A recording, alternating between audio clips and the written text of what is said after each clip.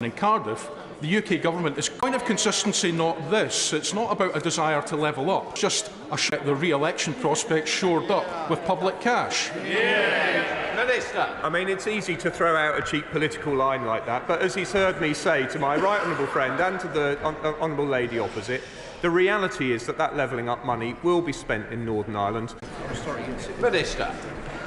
Mr. Speaker, businesses and households.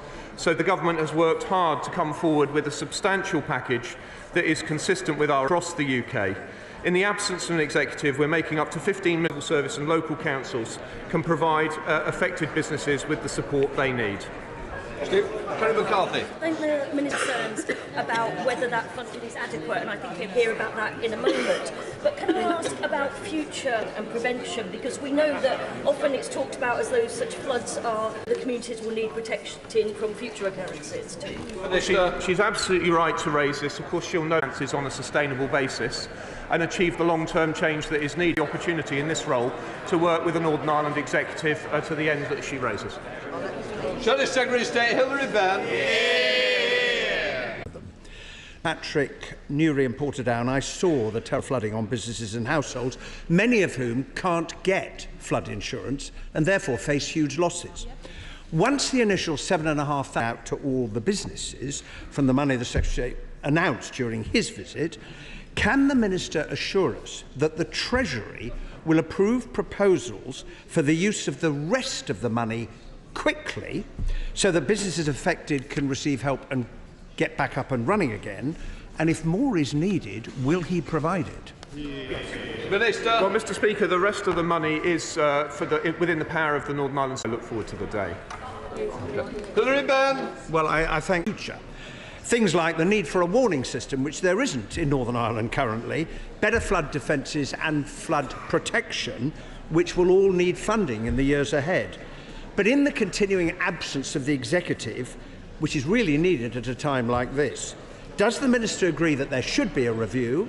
Does the Northern Ireland Civil Service have the power to establish such a review? And if not, will the Secretary of State do it?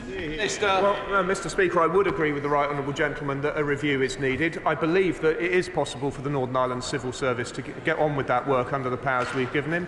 If it transpires that that's not the case, of course, I'll write to him and put a copy of the letter in the library. But I do believe that it is within their powers to get on with it. But if I may say so finally, of course, he's absolutely right. We all want to work together to see a restored executive, because it is for Northern Ireland ministers to work with their own Department for Infrastructure to deal with these matters. But of course, the insights he provides are wise and necessary. Farry. Question here, please, Mr. Speaker. Thank you, Mr. Speaker, and I thank my honourable friend for the proposals he and his party, and the proposals that the honourable member for Belfast East has already shared with me regarding these matters. I actually read his article in the Irish Times early this morning with great interest, but he will know that this sort of change is not exactly the silver bullet and will need some negotiation. Thank you, Mr. Speaker. I appreciate that there's a need for negotiation. The fiscal floor is of vital importance to Northern Ireland. Can I ask the Secretary of State to ensure that any fiscal floor is driven by evidence, is based on the work of the Northern Ireland Fiscal Council, draws on the work of Professor Holtham in Wales, and properly reflects the devolution of policing and justice, as what happened in 2010 around Need? Thank him for those points, and obviously what it should be in their particular eyes. In general principles, the answer is yes. There is a lot of conversations to be had here, and the Fiscal Council has helpfully published a report earlier this year. But I do remind him that this proposal for Wales took over 7 years to negotiate. Ian Paisley.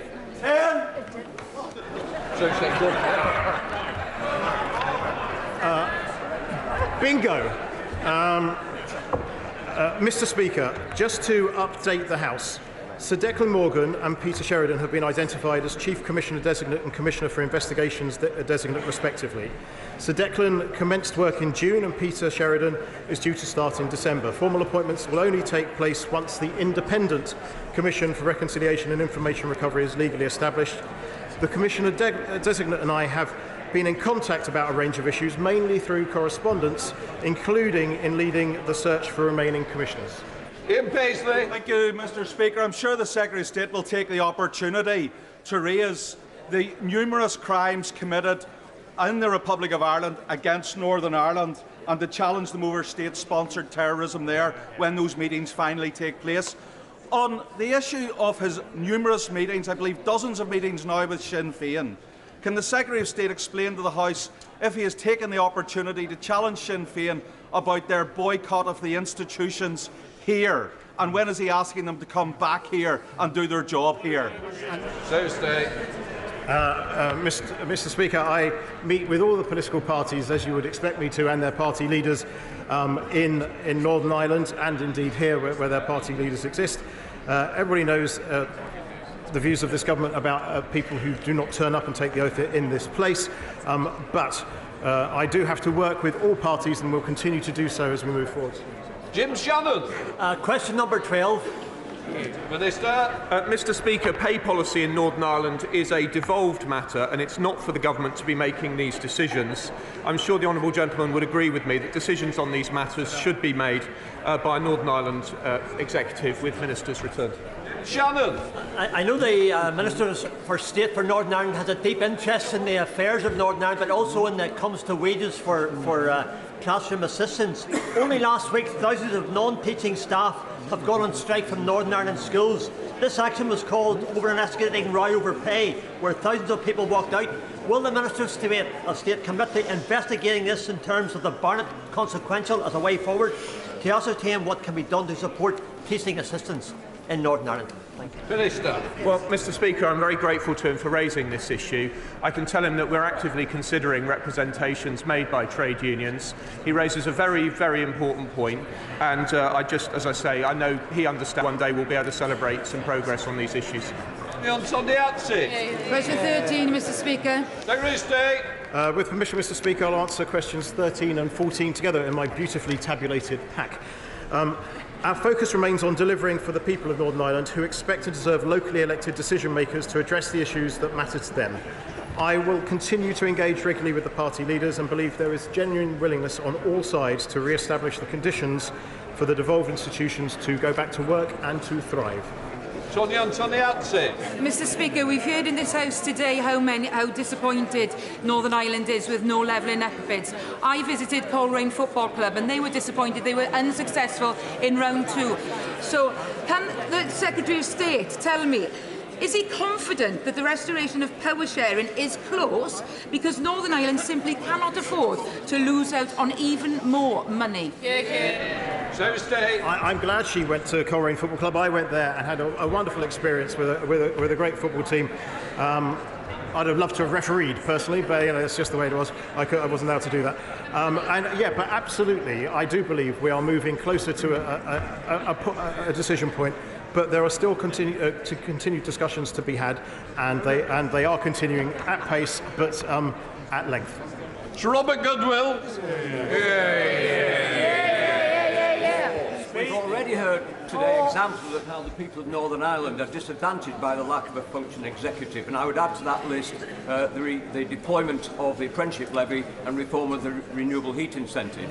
Does the Secretary of State agree with me that civil servants in Northern Ireland face an almost impossible job in trying to steer the ship of state without coordinates set by the politicians elected there? True State.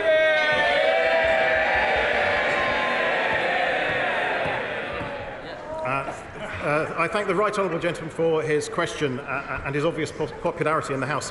I obviously agree with the right honourable gentleman. He is completely correct. There are a whole host of issues that actually do require elected ministers in Northern Ireland to take their place and take. But I'd like to place on record my thanks to the Northern Ireland Civil Service for the work they've been doing in such circumstances with the limited guidance we've given them, because they have been doing a sterling job on behalf of the people of Northern Ireland. We now come to Prime Minister's questions. Kirsten Oswald. Question 1, Mr. Speaker. Mr. Speaker, I know the thoughts of the whole House will be with the family and friends of the 4 teenagers who died in a car accident in North Wales. And Mr. Speaker, I'm sure we'll touch on it later, but let me just say we welcome the agreement reached overnight for a humanitarian pause in Gaza. This is something that we have consistently pushed for and is a crucial step towards ending the nightmare for families of those taken hostage in Hamas's terror attack and also addressing the humanitarian crisis in Gaza. Mr. Speaker, this morning I had meetings with ministerial colleagues and others. In addition to my duties in this House, I shall have further such meetings later today. Justin Oswald. Thank you, Mr. Speaker. Today, his government will say that disabled people have a duty to work from home or lose their benefits, as if a suitable job of this kind is something that can be conjured up at will. It should be obvious to anyone that this kind of punitive policy isn't incentivising work, it's simply punishing disabled people who are already among the most marginalised in our communities. So can the Prime Minister do his duty and tell us now how many of the 137,000 jobs on the DWP Find a Job website are roles which specify that you can work from home? Prime Minister. Well, Mr. Speaker, it wouldn't be right to preempt the Chancellor's autumn statement later, but let me just say this. I'm proud of this government's record in supporting those with disabilities. Mr. Speaker, not only have we closed the disability employment gap, not only have we increased the number of employers that are now disability confident, we're also making sure that we support those who are most vulnerable in our society, not least with the cost of living payments this year, which include £150 for all those on means-tested disability benefits. Andrew Jones. Thank you, Mr. Speaker.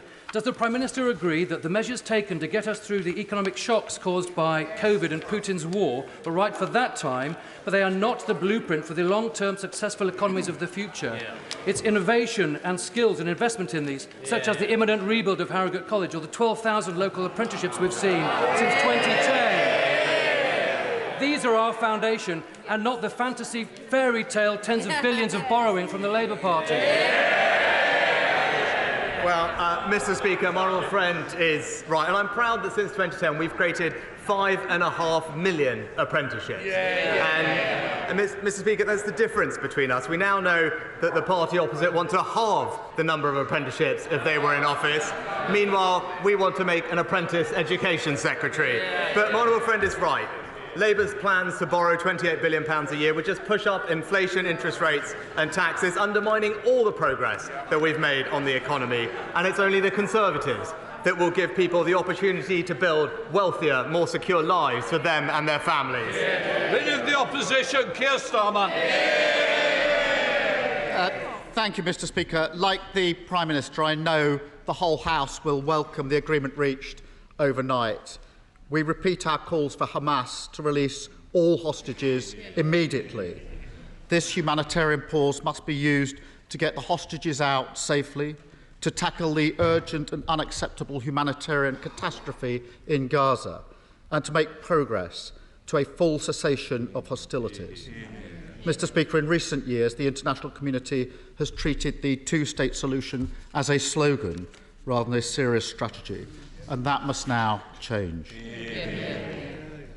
Like the Prime Minister, I'm sure I speak for everyone in the House in saying our hearts go out to the families and friends of the 4 young men from Shrewsbury who tragically lost their lives this week.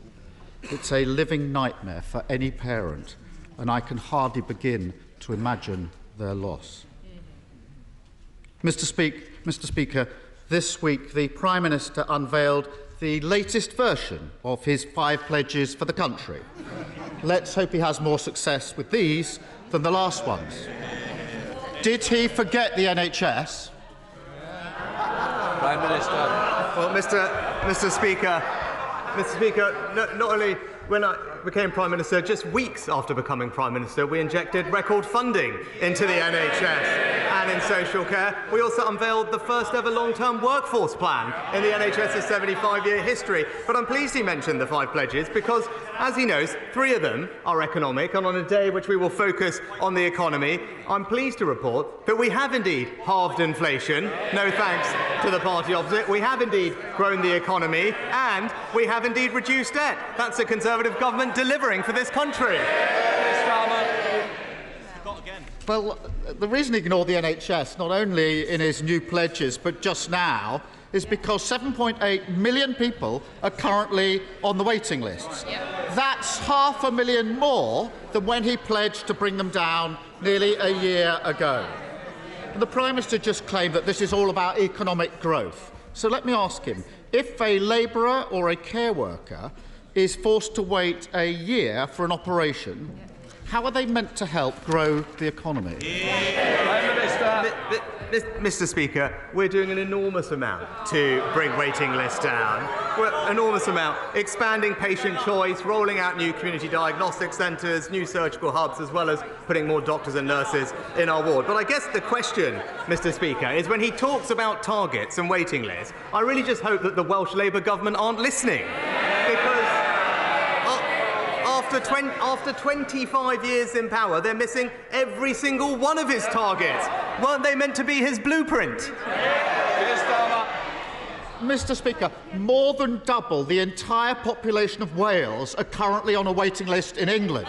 He really needs to take some responsibility. And on his watch, 2.5 million people are too sick to work, with the majority also suffering from mental health issues. On top of his failures on waiting lists, can he tell us how many people are waiting for mental health treatment? Well, actually, Mr. Speaker, we've injected record sums to expand the number of mental health treatments in our country. But, Mr. Speaker, I talked about the practical things that we are doing with CDCs and surgical hubs. But he doesn't also seem to realise that the union action that he fails to condemn and that his members of parliament support from the picket lines have led to several 100,000 cancelled appointments, all making waiting lists worse. And he asked about Wales, but we can look at it. In Wales, over 70,000 people are waiting over 18 months for treatment, compared to in England, where, thanks to our efforts, we have virtually eliminated 18 months' wait. And that's the difference between us, Mr. Speaker. He wants to play politics, we get things done. So raising the waiting list by 500,000 is getting things done. He's through the looking glass, this one. I asked the Prime Minister how many people are waiting for mental health treatment. He knows the answer, he just doesn't want to give it. 1.2 million. 200,000 are children, some waiting nearly 2 years to be seen. Would the Prime Minister accept those kind of delays if it were one of his family or friends? Prime Minister. Well, Mr. Speaker, one of the key things we are doing to bring down waiting lists is to expand the access of patient choice. It's a very straightforward idea to make sure that patients can choose where they get treated, and that way we will bring down waiting lists for mental health and other treatments far faster. Now, the Labour Party's policy on this is a total and utter mess. First, he promised, in his words, to ban NHS use of the independent sector. Then he said he wants more use of the independent sector. His shadow health secretary agreed with that, but then the deputy leader said that she would end it. As ever, you simply don't know what they stand for, and you can't trust a word they say. As ever, no responsibility for the shocking state of the NHS. The truth is, the Prime Minister would not accept those waits for his family, and neither should anyone else. This morning, I spoke to an NHS nurse. For many months, Cam struggled to find time to see her 14-year-old son, Mikey, until he became seriously unwell. And now he hasn't been able to be in mainstream education for over a year. Mikey's mum is having to balance nursing with caring and being a parent. And this isn't a one-off. There are families up and down the country in exactly the same situation, working hard, trying to get through the cost of living crisis whilst desperately worried about relatives who can't get the treatment they need. How does he think they feel when they see the Prime Minister refusing to take responsibility and boasting that everything is fine? Mr. Speaker, we're doing absolutely everything we can to put money into the NHS to bring down the waiting list, because I do want families up and down the country to have access to the healthcare that they need. He's absolutely right, they do deserve it. But then it is incredibly galling, Mr. Speaker, to hear this from someone who, when there are strikes happening in our hospitals and people are being denied access to emergency medical care, not only does he not have the strength to condemn it, he refuses to back legislation that would guarantee all the families that he talked about that access. This is on his watch. It's his responsibility. 18 years in, and all he's got to offer is trying to blame the opposition for his failures. Over and over again. Mike's mum. I'll tell you what Mike's mum said to me this morning, shall I, if you're so interested to hear. She said, and I'm going to quote her, she said, whatever spin the government puts on it, you can't hide the reality for ordinary working people. That's her words. Worth reflecting on. Yes. Now, I'm glad that in recent years, real progress has been made in tackling the stigma surrounding mental health. But the fact remains that the suicide rate for 15 to 19-year-olds has doubled since 2010, and suicide is now the biggest killer of men under 45. And they're not just statistics. Every single one is a tragic loss to families and to friends. Politics has the ability to turn this around. It means tough choices.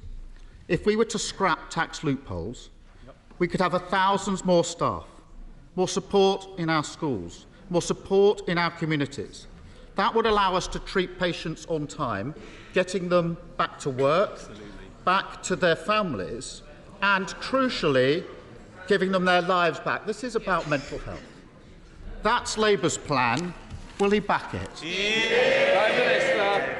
Well, Mr. Speaker, it was this government that, for the first time in the NHS's history, ensured that it had a long-term workforce plan, providing it with record funding so that we can eliminate long waits, but also ensuring that it has the money that it needs to train record numbers of doctors and nurses, whilst radically reforming how they work to improve productivity, because the only way we will get everyone the treatment that they need is to make sure that the NHS has a fantastic staff that it needs, and it's this government that has put that in place. And we can look, because he talks about records, Mr. Speaker, because this is something that no government has done in the past. It's something I'm proud we've done. Labour's record on this issue is clear. It was a disastrous failure of workforce planning. And those weren't my words, Mr. Speaker. Those was the verdict of the Labour-chaired Health Select Committee. It was Labour that did not train the consultants that we would need now, that take 13, 14, 15 or years to train. And it's this government that is for the first time making sure that every family will finally have the doctors and nurses that they need. Thank you very much, Mr. Speaker.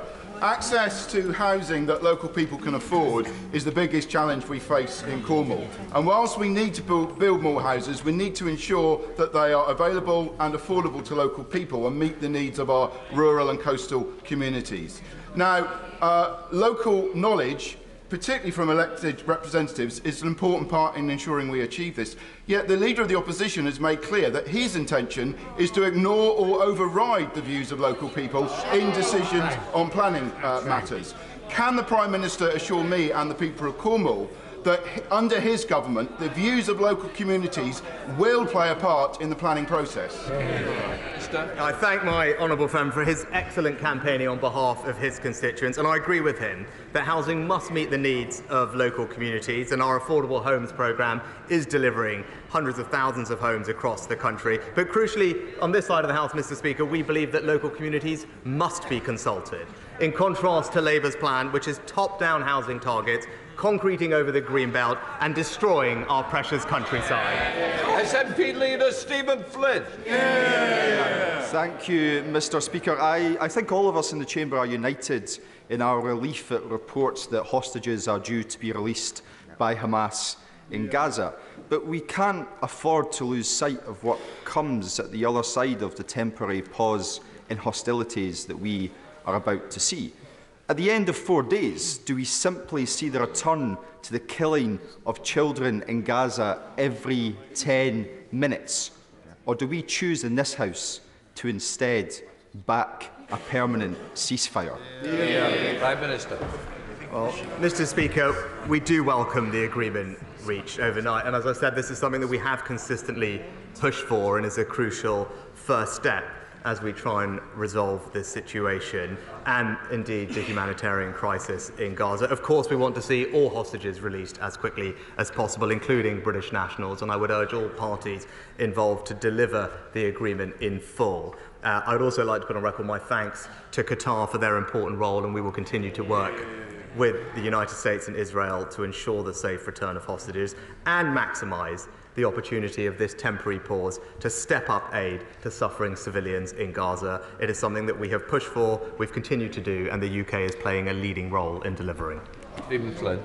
Mr. Speaker, ultimately it's not a pause in the killing of children that we need. It is an end to the killing of children that we need. And I can think of no better time than now for the Prime Minister to advocate for that permanent ceasefire. But given that he won't currently do that, will he instead lay the foundations for that two-state solution by finally recognising the state of Palestine? Prime Minister. Mr. Speaker, actually what the agreement that has been reached demonstrates that it wasn't right to have a unilateral ceasefire, and what was right was to do, as we have done, consistently push for a pause that would allow not just for aid to reach people in Gaza who desperately need it, but also for hostages to be released. That is what we have pushed for, and I'm glad that that is now being delivered versus a unilateral ceasefire, which would have emboldened and strengthened Hamas. And our position on the Middle East peace process more broadly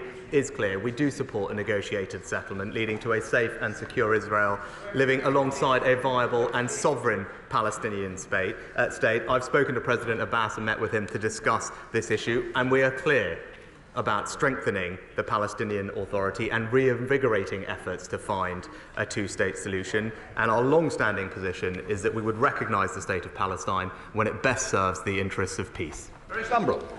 Thank you, Mr. Speaker.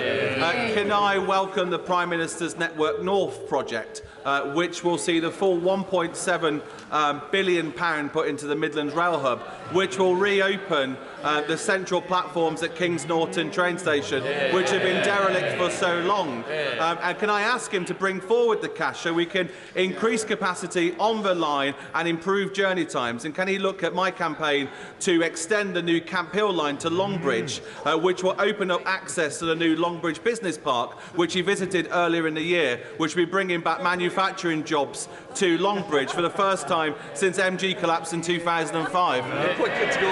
Well, I am pleased that my honourable friend's constituency will benefit from the decision on HS2 and benefit significantly from new Network North funding, an additional £1 billion to deliver the Midlands Rail Hub in full. And I know that decisions about Kings Norton are due to be made later this year, which should be good news to him. And the extension of the forthcoming Camp Hill line services between Birmingham and Kings Norton and Longridge will be assessed in due course as well. So I hope that's helpful, and I'm sure the Rail Minister keeps him up to date on progress. Sybil Roberts. All right, I'm sure the Prime Minister will join me and the communities that I represent in sending heartfelt sympathies to the families and friends grieving at the loss of 4 young men lost in a tragic accident in Carrickglanfrothin this week.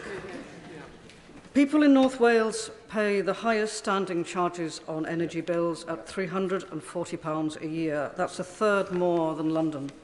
That's despite having lower average incomes and people there living in older, poorly insulated houses. With a further increase in standing charges due next April, he must recognise that he can't leave this to Ofgem.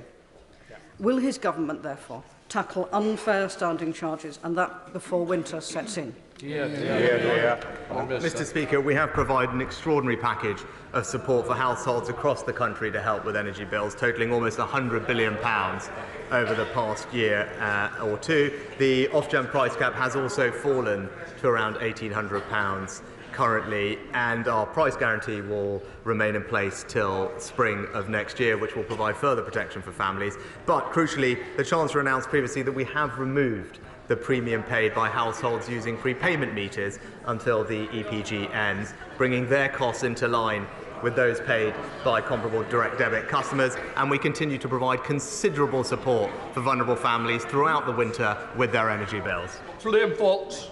Thank you, Mr. Speaker. Setting strategic aims for the Middle East requires us to be precise about the terms we use, and that includes the word peace. Peace is not just the absence of war or conflict, but the freedom from the fear of conflict or oppression or terror. Peace requires mutual respect, freedom from persecution, and living without fear of destitution. It comes with self-determination and liberation from arbitrary justice. It needs hope and dignity and enforceable rights. Does my right honourable friend agree that only when all the people of the Middle East can achieve all of these things can any of us talk about having achieved peace? Well, I agree wholeheartedly with my right honourable friend and thank him for what he says. And I know his advice will continue to be of value to the government as we find a way for a peaceful, more secure future for everyone living in the region. Patricia Gibson. Thank you, Mr Speaker. The Scottish surcharge on energy, according to Ofgem, means that people in Scotland pay 50% more in standing charges than Londoners, despite exporting 3.2 million hours of electricity to England in the last 2 months alone. Meanwhile, Scottish green energy producers pay higher charges than English power companies to connect to the grid. Does the Prime Minister think that this is fair to Scotland's consumers and businesses? Mr Speaker, I refer to my previous answer about the considerable support that we're providing to families across the United Kingdom with their energy bills. And actually, what would be good, she mentioned Scottish businesses, what would be good is if the SNP realised that they should support the 200,000 people employed in Scotland's North Sea oil and gas industry. Kevin Foster. Thank you, Mr Speaker. The latest film from Torquay's unleashed theatre company, 3 Steps, outlines the impact of homelessness. What further steps does the government plan to take in order to ensure everyone has a place of their own? Prime Minister. I thank my honourable friend for highlighting the important work of his local theatre company, Unleashed, and I wish them well in their future endeavours. We are investing an unprecedented £2 billion over the next 3 years to tackle homelessness and rough sleeping, including building thousands of move-on homes and implementing our landmark Homelessness Reduction Act, which has already prevented or relieved almost 600,000 households from suffering from homelessness. Let's go again. Thank you very much, Mr Speaker. Why are 34% of children in my constituency living in poverty? Prime Minister. Mr Speaker, it's this government that has ensured that across our country 1.7 million fewer people are living in poverty as a result of the actions of this government. Yes, that is true, Mr Speaker. Not only that, hundreds of thousands fewer children are living in poverty, and income inequality is at a lower level than we inherited from the party opposite. But, Mr Speaker, we don't want any child to grow up in poverty, and the best way to make sure that that happens is to ensure that they do not grow up in a workless household. And that is why the right strategy is to ensure that we provide as many children with the opportunity to grow up with parents in work. And because of the actions of previous governments, several 100,000 more families are in that. Got it. Durham Henry. Thank you, Mr Speaker. I have a question about apprenticeships. It is vital that individuals of any age can train and retrain for good local jobs, further education and skills opportunities that are available. So will the Prime Minister work with me in my campaign to establish an apprenticeship hub in Broxton? Thank my honourable friend for all his campaigning on this important issue. We've delivered over 9,000 apprenticeships in his constituency, of great local businesses, including some that I visited as Chancellor, like Hair and Beauty from memory. But while we continue to invest in apprenticeships, we know the party opposite now want to halve that number, and that is the difference between us. Whilst on this side of the House we want to give people a hand up, all Labour want to do is keep them in their place. Andrew Weston. Thank you, Mr Speaker. With 316 arrivals by small boat this week, last week's Supreme Court ruling on Rwanda has left this government's lack of a compassionate and functioning asylum system totally exposed, with refugees suffering as a result and chaos at our borders. So could I ask the Prime Minister, yes or no, does he now intend to disapply human rights laws in order to continue wasting time and money on this cruel and discredited gimmick? Mr Speaker, I'm glad the honourable gentleman mentioned the small boats arrivals. I'm pleased to tell him that thanks to the actions of this government, the number of arrivals are down by over 33% so far this year. No thanks to the party opposite that has opposed each and every single measure we have taken to stop the boats. Jason McCartney. Thank you, Mr Speaker. Whilst the Labour leadership at Kirklees Council are looking to close Colne Valley Leisure Centre, hike up car parking charges and being criticised by their auditors for the way in which they manage their resources, there has been lots of good news for my bit of Yorkshire this week. £64 million of levelling up cash for Huddersfield Market and the Penistone rail line upgrade and the West Yorkshire Investment Zone, focusing on the National Health Innovation Campus at the University of Huddersfield. Will the Prime Minister continue to invest in West Yorkshire and come and see some of these fantastic... Prime Minister! Well, Mr. Speaker, what great news. What great news. I was delighted to hear that the third investment zone was announced in West Yorkshire, and indeed money for the Penistone Line rail upgrade and regeneration funding for Huddersfield Open Market. But Honourable Friend is right, though. While the Labour-run Kirklees Council is not investing in closing things, it's this Conservative government that is backing communities across the north. He's not going to, Mr. Speaker. On Monday, the government's chief scientific advisor, Patrick Vallance, told the COVID inquiry that the now Prime Minister had not asked for advice regarding Eat Out to Help Out. But on the 9th of March 2 years ago, the Prime Minister told this House that, and I quote, "At all steps in the crisis, we have taken the advice of our scientific advisors." Who's right? Prime Minister. Mr. Speaker, as he knows, there is an ongoing statutory inquiry into COVID. It's absolutely right that that process is followed. I look forward to providing my own evidence in the coming weeks and addressing all these questions. But it was the case that the government took advice from scientific advisors, and again, that's exactly what this inquiry will go over. Mr. Speaker, since I recently shared my own experience of birth trauma in this chamber, I've been inundated with mums writing to me from across the UK to share their stories. I received a concerning email last week from a Staffordshire mother who'd like me to raise her concerns about Royal Stoke University Hospital. She also experienced birth trauma and has been told that due to the time elapsed, they will not be able to investigate her concerns. It is not acceptable to me that my constituents are not having complaints investigated by my local hospital. So can I ask the Prime Minister to urgently meet with me to discuss this? And can I also ask him to include birth trauma in the refreshed update to the Women's Health Strategy? We must do better to provide aftercare to all mothers in this country. Well, can I thank my honourable friend for raising this important issue and for continuing to be a fantastic campaigner on birth trauma. I'm pleased that the first ever debate in Parliament on birth trauma was held recently in October.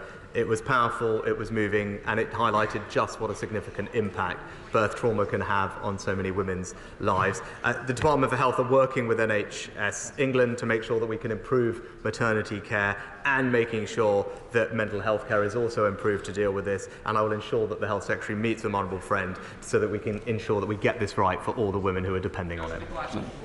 Mr. Speaker, in the last 13 years, the 6 oil and gas licensing rounds by the Tories have produced only 16 days' worth of oil and gas for the UK.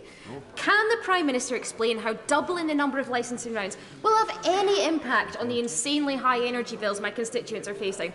If he cared about energy security, jobs or the environment, he would surely be better matching the Scottish Government's £500 million investment in a just transition and providing a £400 rebate to bill payers. Mr. Speaker, not £500 million. We're investing tens of billions of pounds in the energy transition, not least with things like carbon capture and storage, which the North Sea can play a starring role in. But it's just completely wrong. In order to have energy security, it's right to exploit the resources that we have here at home. Even the Independent Committee for Climate Change projects that we will still need oil and gas as we make the transition and in decades' time. So the question from the Honourable Lady is, are we better off getting that here at home, supporting Scottish jobs and businesses, or are we better off putting that money in the hands of foreign dictators and shipping it here with 2 or 3 times the carbon emissions? Thank you, Mr. Speaker. Today I'm hosting 14 Ukrainian teenage children here in the House of Commons, whose parents have been and are fighting the Russians in Ukraine. 6 of them have been orphaned. They are up in the gallery, but they will also be in the IPU room from 1 till 2:30 this afternoon. So I know it's a busy and important day, but all colleagues are welcome to drop by if they are able. So will the Prime Minister join me in paying tribute to the parents of these children and take this opportunity to reiterate our steadfast support for the people of Ukraine in their fight for their independence, their freedom and their nation's survival. Well, I do join my honourable friend in paying tribute to the parents of these children and many others, but also to take the opportunity to say that whilst events in the Middle East have been dominating the headlines, I can assure my honourable friend that we and our allies are steadfast in our resolve to support Ukraine for as long as it takes for them to achieve victory. And that's why the Foreign Secretary visited both Kyiv and Odessa last week, confirmed the UK's continued unwavering support for the Ukraine. Putin cannot hope to outlast the incredible resolve or spirit of the Ukrainian people, and they should continue to have our support for as long as it takes. A few weeks ago, the world cringed at the Prime Minister's fawning welcome for Elon Musk. Yep. And this week, advertisers are fleeing Musk's platform after his latest vile outburst. So what exactly did the Prime Minister think he might learn from an unelected, super-rich individual who had taken over a once successful organisation and plunged it into a death spiral? Mr. Speaker, it is striking. It is striking from the honourable member from Cambridge, of all places, to absolutely not understand the importance of technology sectors and companies to the growth of our economy. Absolutely extraordinary. It actually illustrates everything that is wrong with Labour's approach to our economy, Mr. Speaker. What the rest of the world saw was the UK playing a lead in defining the regulations and approach to a technology that is going to transform how we live. It was a great example of the UK leading the way, an enormous tribute to our incredible entrepreneurs and businesses, many of which are being poorly represented by him and his constituents. Thank you, sir. Today is Red Wednesday, when we remember millions of Christians and others worldwide persecuted for their faith. People like Margaret Atta, a nurse, a lovely young mother of 4, here today from Nigeria, who hid behind the altar as her church service was attacked. 100 were injured, 41 killed that day simply for being in church. Margaret lost both legs and an eye. And thousands more suffer similarly in Nigeria each year. So does the Prime Minister agree that the best way we could honour Red Wednesday today is to commit to quickly implementing the good words of the new International Development White Paper published yesterday to ensure UK development policies going forward are inclusive of those marginalised for their religion or beliefs? Prime Minister. Can I thank my honourable friend for her continuing dedication as my special envoy for this vital issue. Red Wednesday is an important moment to demonstrate our solidarity with Christians and all those persecuted around the world for their religion or belief. And marking this event annually was just one of the recommendations in the Bishop's report. And I'm pleased that today we will light up FCDO buildings in the UK in red in support. And I'm also pleased to say that we've taken forward all 22 recommendations in a way that we believe is making a real change for those persecuted for their religion or belief. That completes Prime Minister's questions.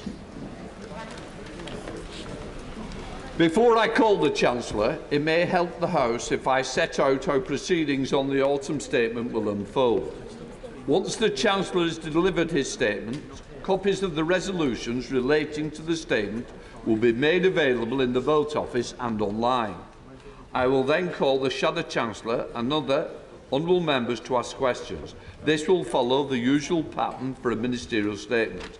At the end of questions on the statement, the Chancellor will be called to move a motion under Section 5 of the Provisional Collection of Taxes Act 1968. The question on this motion must be put without debate. We will then proceed to do the debate on the autumn statement resolutions. A minister will move the first of the resolutions and open the debate. Debate will take place over 3 days, concluding on Monday. At the end of the debate on Monday, the question on the first of the resolutions will be disposed of, and the questions on the remaining resolutions will then be taken formally without further debate. I now call the Chancellor to make the autumn statement. Mr. Speaker, I come today with good news. It's my wife's birthday, and unlike me, she's looking younger every year. I turn to the statement.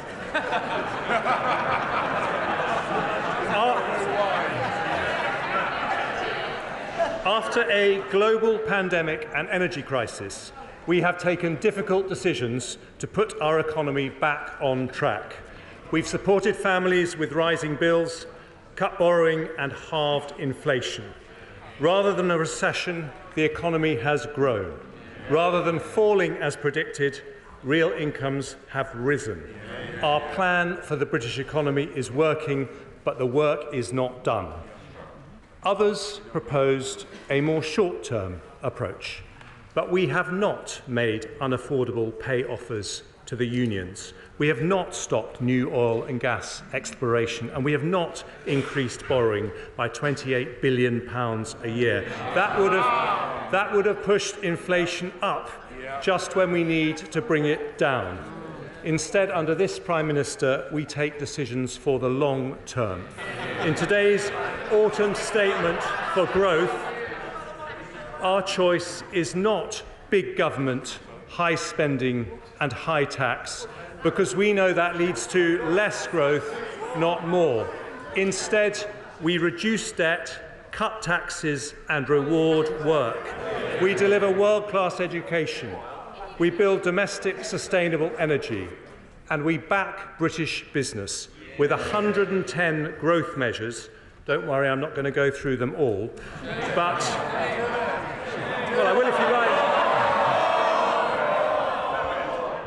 But in summary, Mr. Speaker, they remove planning red tape, they speed up access to the national grid, they support entrepreneurs raising capital, they get behind our fastest growing industries, they unlock foreign direct investment, they boost productivity, they reform welfare, they level up opportunity to every corner of the country, and they cut business taxes.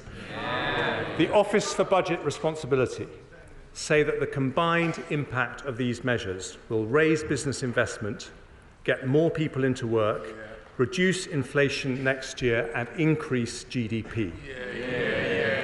But Conservatives also know that a dynamic economy depends on the energy and enterprise of people more than any diktats or decisions by ministers.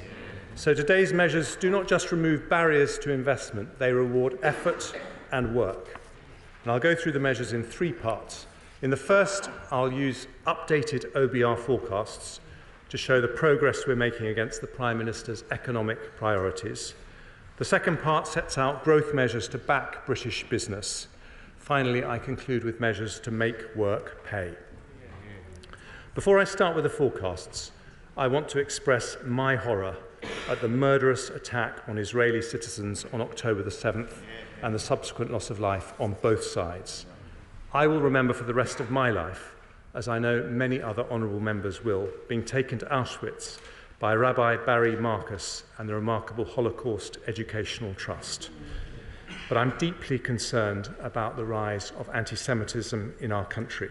So I'm announcing up to £7 million over the next 3 years for organisations like the Holocaust Education Trust to tackle anti-Semitism in schools and universities.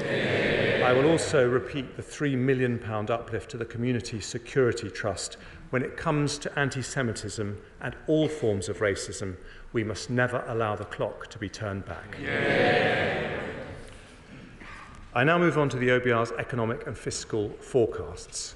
And I thank Richard Hughes and his team for their sterling work in preparing them.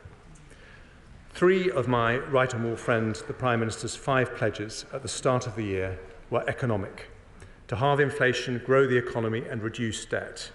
Today I can report to the House that we are delivering on all 3. Let's start with inflation. Now, the Shadow Chancellor didn't mention it in her conference speech. My conference speech was before hers, so all she had to do was a bit of copying and pasting, which I've heard she's good at.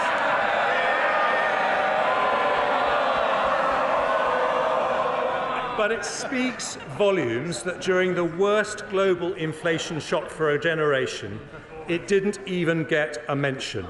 Well, if controlling inflation isn't a priority for Labour, it is for us. When the Prime Minister and I took office, inflation was 11.1%.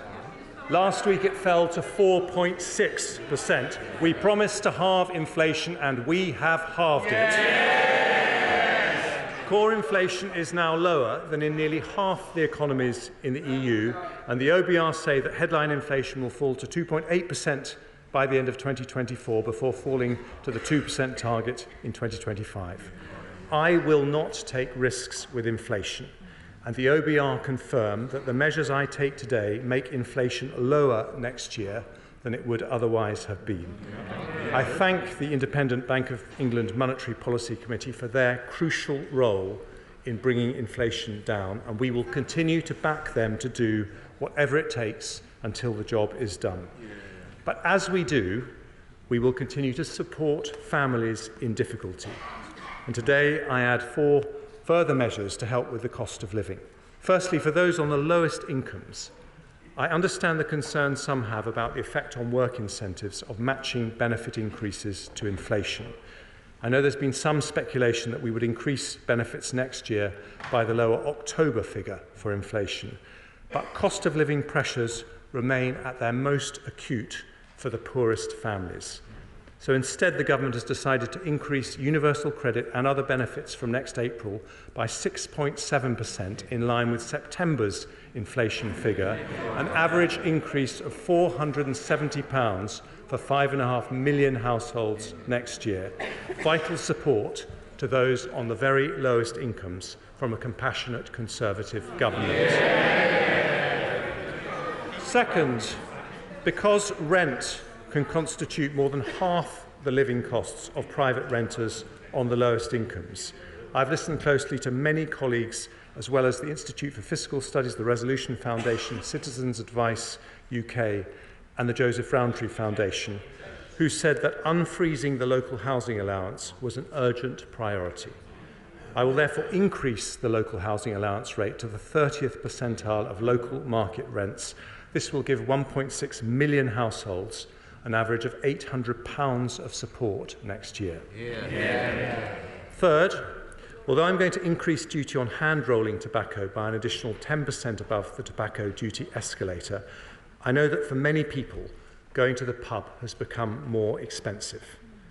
I've listened closely to the persuasive arguments on alcohol duties from my honourable friend for Murray and my right honourable friend for Dumfriesshire, Clydesdale and Tweedsdale, fierce champions of the Scotch whisky industry.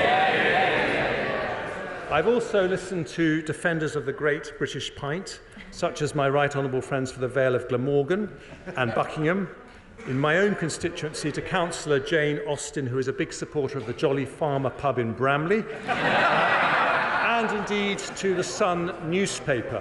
So, as well as confirming our Brexit pubs guarantee, which means the duty on a pint is always lower than in the shops, I have decided to freeze all alcohol duty until August the 1st next year. That means no increase in duty on beer, cider, wine or spirits. Finally, pensioners. The triple lock has helped lift 250,000 older people out of poverty since it was instituted by a Conservative government in 2011. It's been a lifeline for many during a period of high inflation. There have been reports that we would uprate it by a lower amount to smooth out the effect of high public sector bonuses in July, but that would have been particularly difficult for 1 million pensioners whose only income is from the state. So instead, today, we honour our commitment to the triple lock in full. From April 24, we will increase the full new state pension by 8.5% to £221.20 a week, worth up to £900 more a year. This is one of the largest ever cash increases to the state pension, showing a Conservative government will always back our pensioners. Including today's measures, our total commitment to easing cost of living pressures has risen to £104 billion.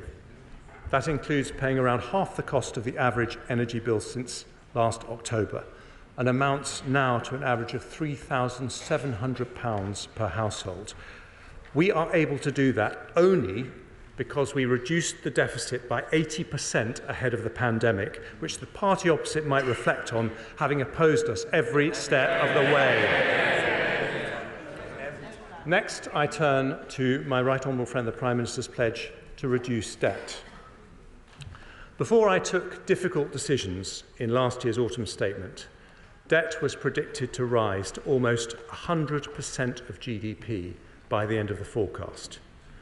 Since then, the economy has outperformed expectations, and I've taken difficult decisions to reduce borrowing. As a result, headline debt is now predicted to be 94% of GDP by the end of the forecast. The OBR today forecast underlying debt will be 91.6% of GDP next year, 92.7% in 24-5, 93.2% in 26-7, before declining in the final 2 years of the forecast to 92.8% in 28-29. That is lower in every year compared to forecasts in the spring. We therefore meet our fiscal rule to have underlying debt falling as a percentage of GDP in the final year of the forecast, with double the headroom compared to the OBR's March forecast. And we will continue to have the second lowest government debt in the G7, lower than the United States, Canada, France, Italy or Japan. I turn to borrowing. The Right Honourable Lady opposite said when it comes to borrowing, she will take it up to £28 billion a year. Take it up, Mr. Speaker.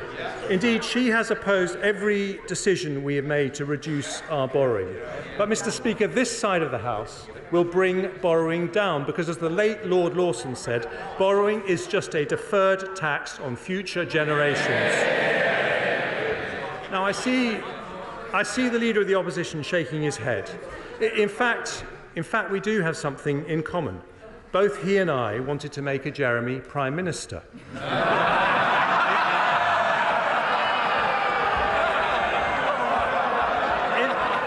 In fairness, his party and mine are probably equally relieved we failed. But whereas this Jeremy is growing the economy, his Jeremy would have crashed it. And the numbers...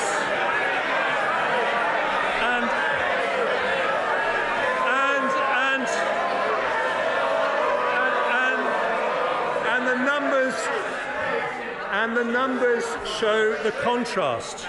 According to the OBR, borrowing is lower this year and next, and on average across the forecast by 0.7 billion every year compared to the spring budget forecast. It falls from 4.5% of GDP in 23-4 to 3%, 2.7%, 2.3%, 1.6% and 1.1% in 28-29. That means we also meet our second fiscal rule, that public sector borrowing must be below 3% of GDP, not just by the final year, but in almost every year of the forecast. Some of this improvement is from higher tax receipts from a stronger economy, but we also maintain a disciplined approach to public spending. As I set out in the spring budget, resource spending will increase by 1% a year from 25.6 in real terms, and we are sustaining the record 2020 increase in capital spending in cash terms until the end of the forecast. Within this, we will meet our NATO commitment to spend 2% of GDP on defence, critical at a time of global threats to the international order, most notably from Putin's evil war in Ukraine. We also support a group of people to whom we owe our freedom, our brave veterans.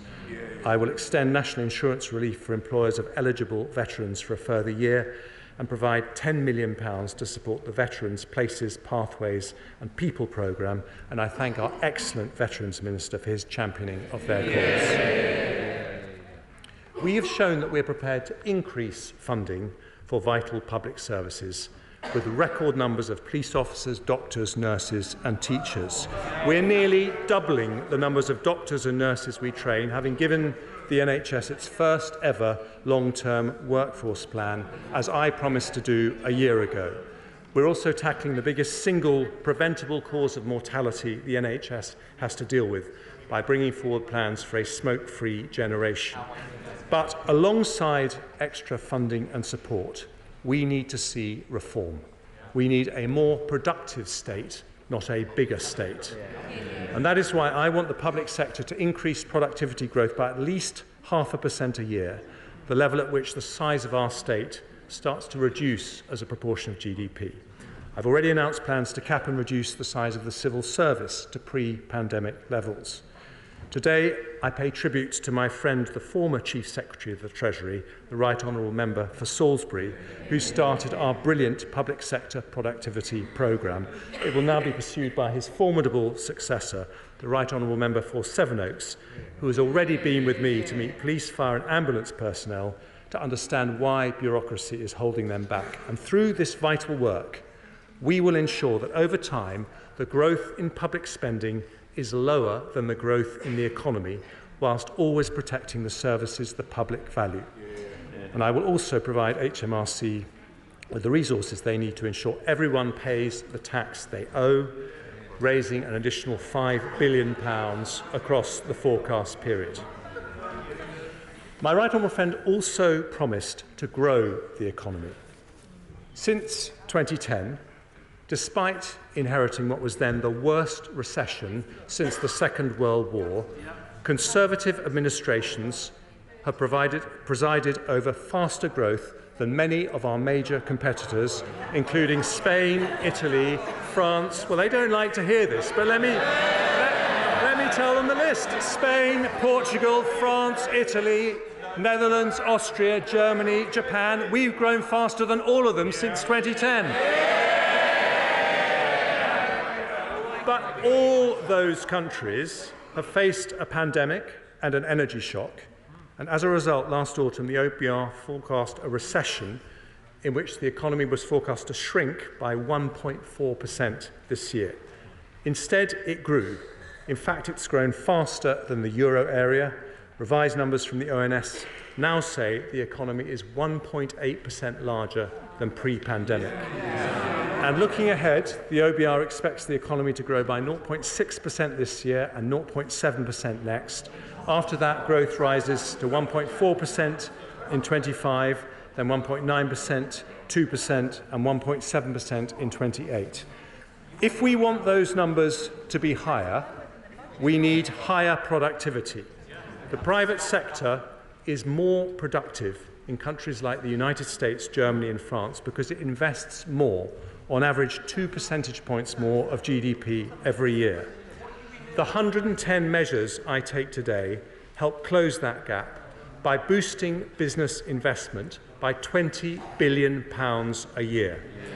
They do not involve borrowing more and ramping up debt, as some advocate. Instead, they unlock investment with supply-side reforms that back British business in the following areas. First, skills. No economy can prosper without investing in the potential of its people. Despite strong opposition, we took difficult decisions to reform our schools. England's 9 to 10-year-olds are now the 4th best readers in the world.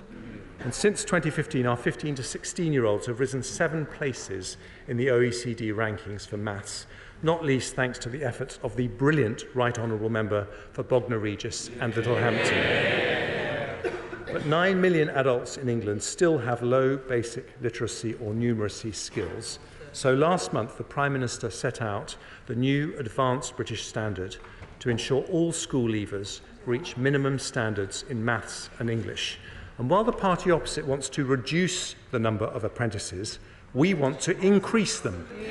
So, following engagement with Make UK and others, I'm announcing a further £50 million of funding over the next 2 years to pilot ways to increase the number of apprentices in engineering and other key growth sectors where there are shortages.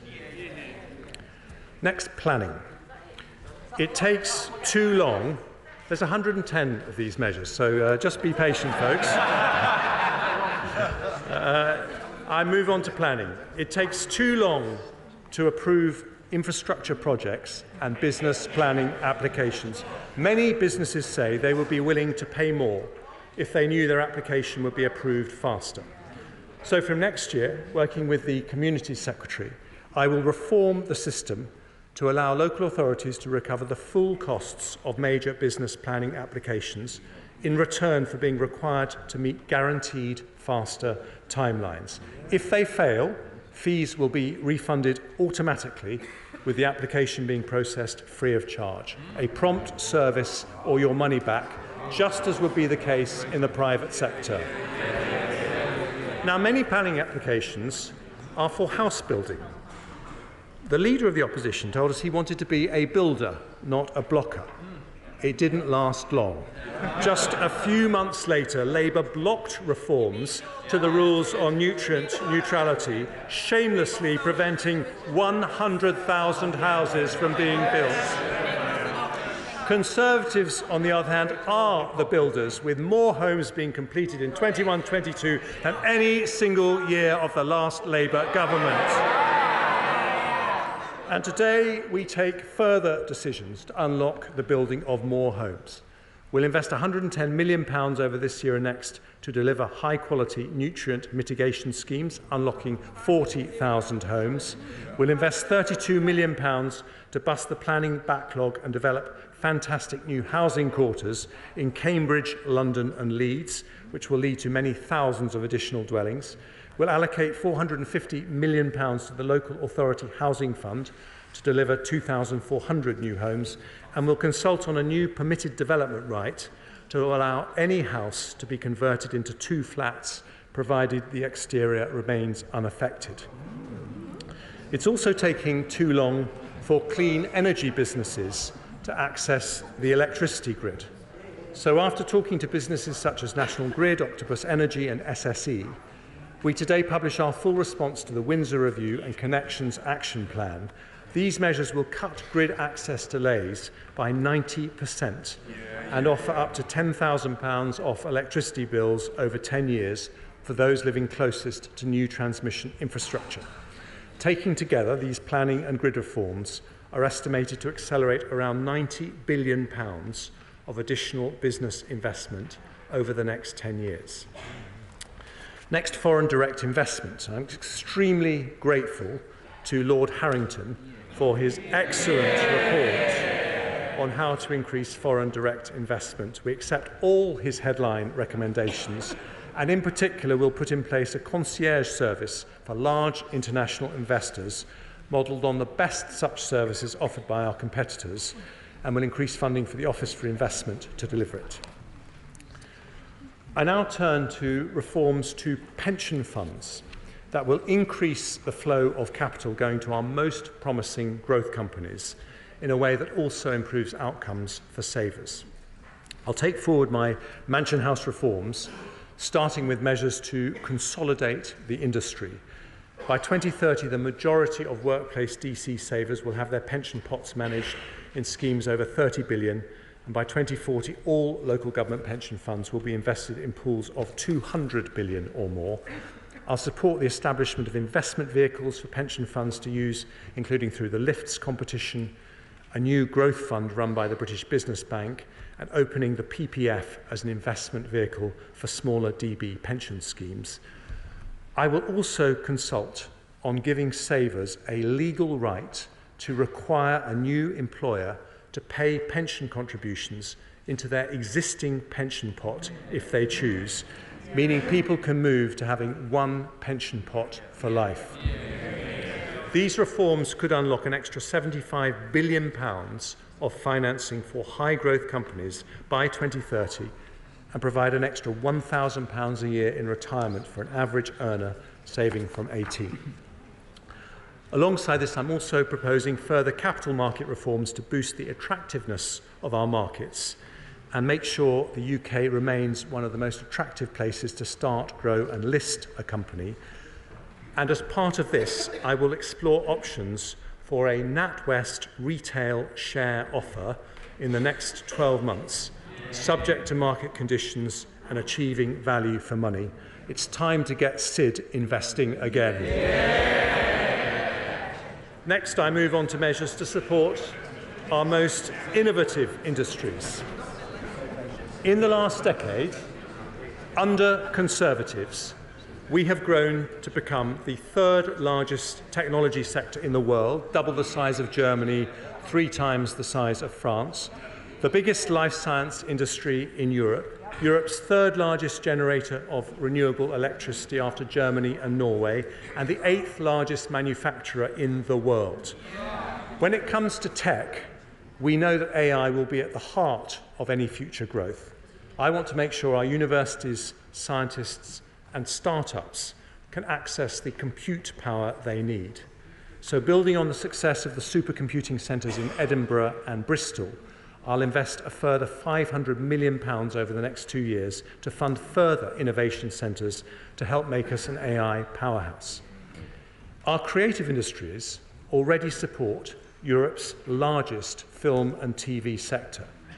This year's all-Californian blockbuster Barbie was filmed in the constituency of the Honourable Member for Watford, where, of course, the sun always shines. I know that even more could be invested in visual effects if we increase the generosity of the film and high-end TV tax credits, so I'll today launch a call for evidence on how to make that happen. British discovered vaccines and treatments saved more lives across the world during the pandemic than those from any other country, and I'm incredibly proud of our life sciences industry. To further support research and development, I'm creating a new simplified R&D tax relief, combining the existing R&D expenditure credit and SME schemes. I'll also reduce the rate at which loss-making companies are taxed within the merged scheme from 25% to 19%, and lower the threshold for the additional support for R&D intensive loss-making SMEs that I announced in the spring to 30%, benefiting a further 5,000 SMEs. And because 2028 marks the centenary of the invention of penicillin by Alexander Fleming, I'm giving £5 million to Imperial College and Imperial College Healthcare NHS Trust to set up a Fleming Centre to inspire the next generation of world-changing innovations. For our advanced manufacturing and green energy sectors, international investors say the biggest thing we could do is to announce a longer-term strategy for their industries. So with the Secretaries of State for Business and Trade and Energy Security and Net Zero, I'm today publishing those plans. I confirm that we'll make available £4.5 billion of support over the 5 years to 2030 to attract investment into strategic manufacturing sectors.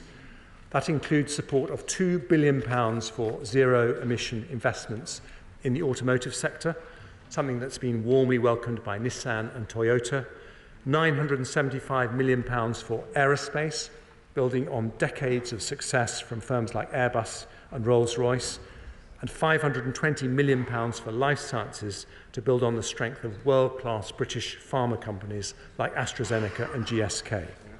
We'll also provide £960 million for the new Green Industries Growth Accelerator focused on offshore wind, electricity networks, nuclear, CCUS and hydrogen.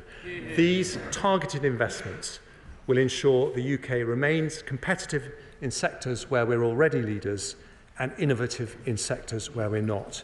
And taken together across our fastest growing innovation sectors, this support will attract an estimated £2 billion of additional investment every year over the next decade.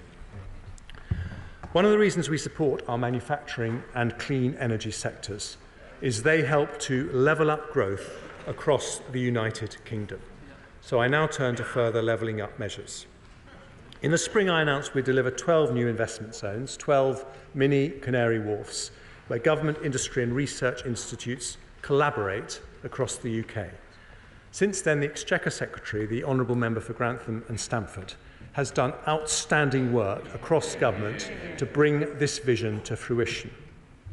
Following tenacious representations by the Honourable Member for Innis Mon, without whom a mention would mean that no Chancellor's speech was complete, and representations from the unstoppable Mayor of Tees Valley, I have today decided to extend the financial incentives for investment zones and the tax reliefs for free ports from 5 years to 10 years. I will also set up a £150 million investment opportunity fund to catalyse investment into the programme.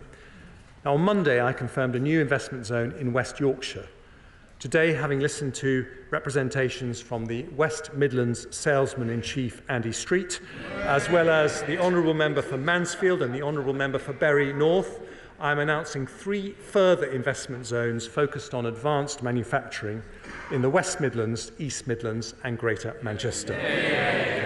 Together, local partners expect these will help catalyse over £3 billion of private investment and 65,000 new jobs. And having listened to the Honourable Member for Wrexham and the Honourable Member for Clwyd South, I can announce a second investment zone in Wales in the fantastic region of Wrexham and Flintshire, which I will visit tomorrow. We're publishing new devolution deals with 4 areas, including Hull and East Yorkshire, and offering devolved powers to even more county areas. One of those areas will be the leafiest and most charming county in the country, namely Surrey, where, of course, the Leader of the Opposition grew up. We don't get everything right.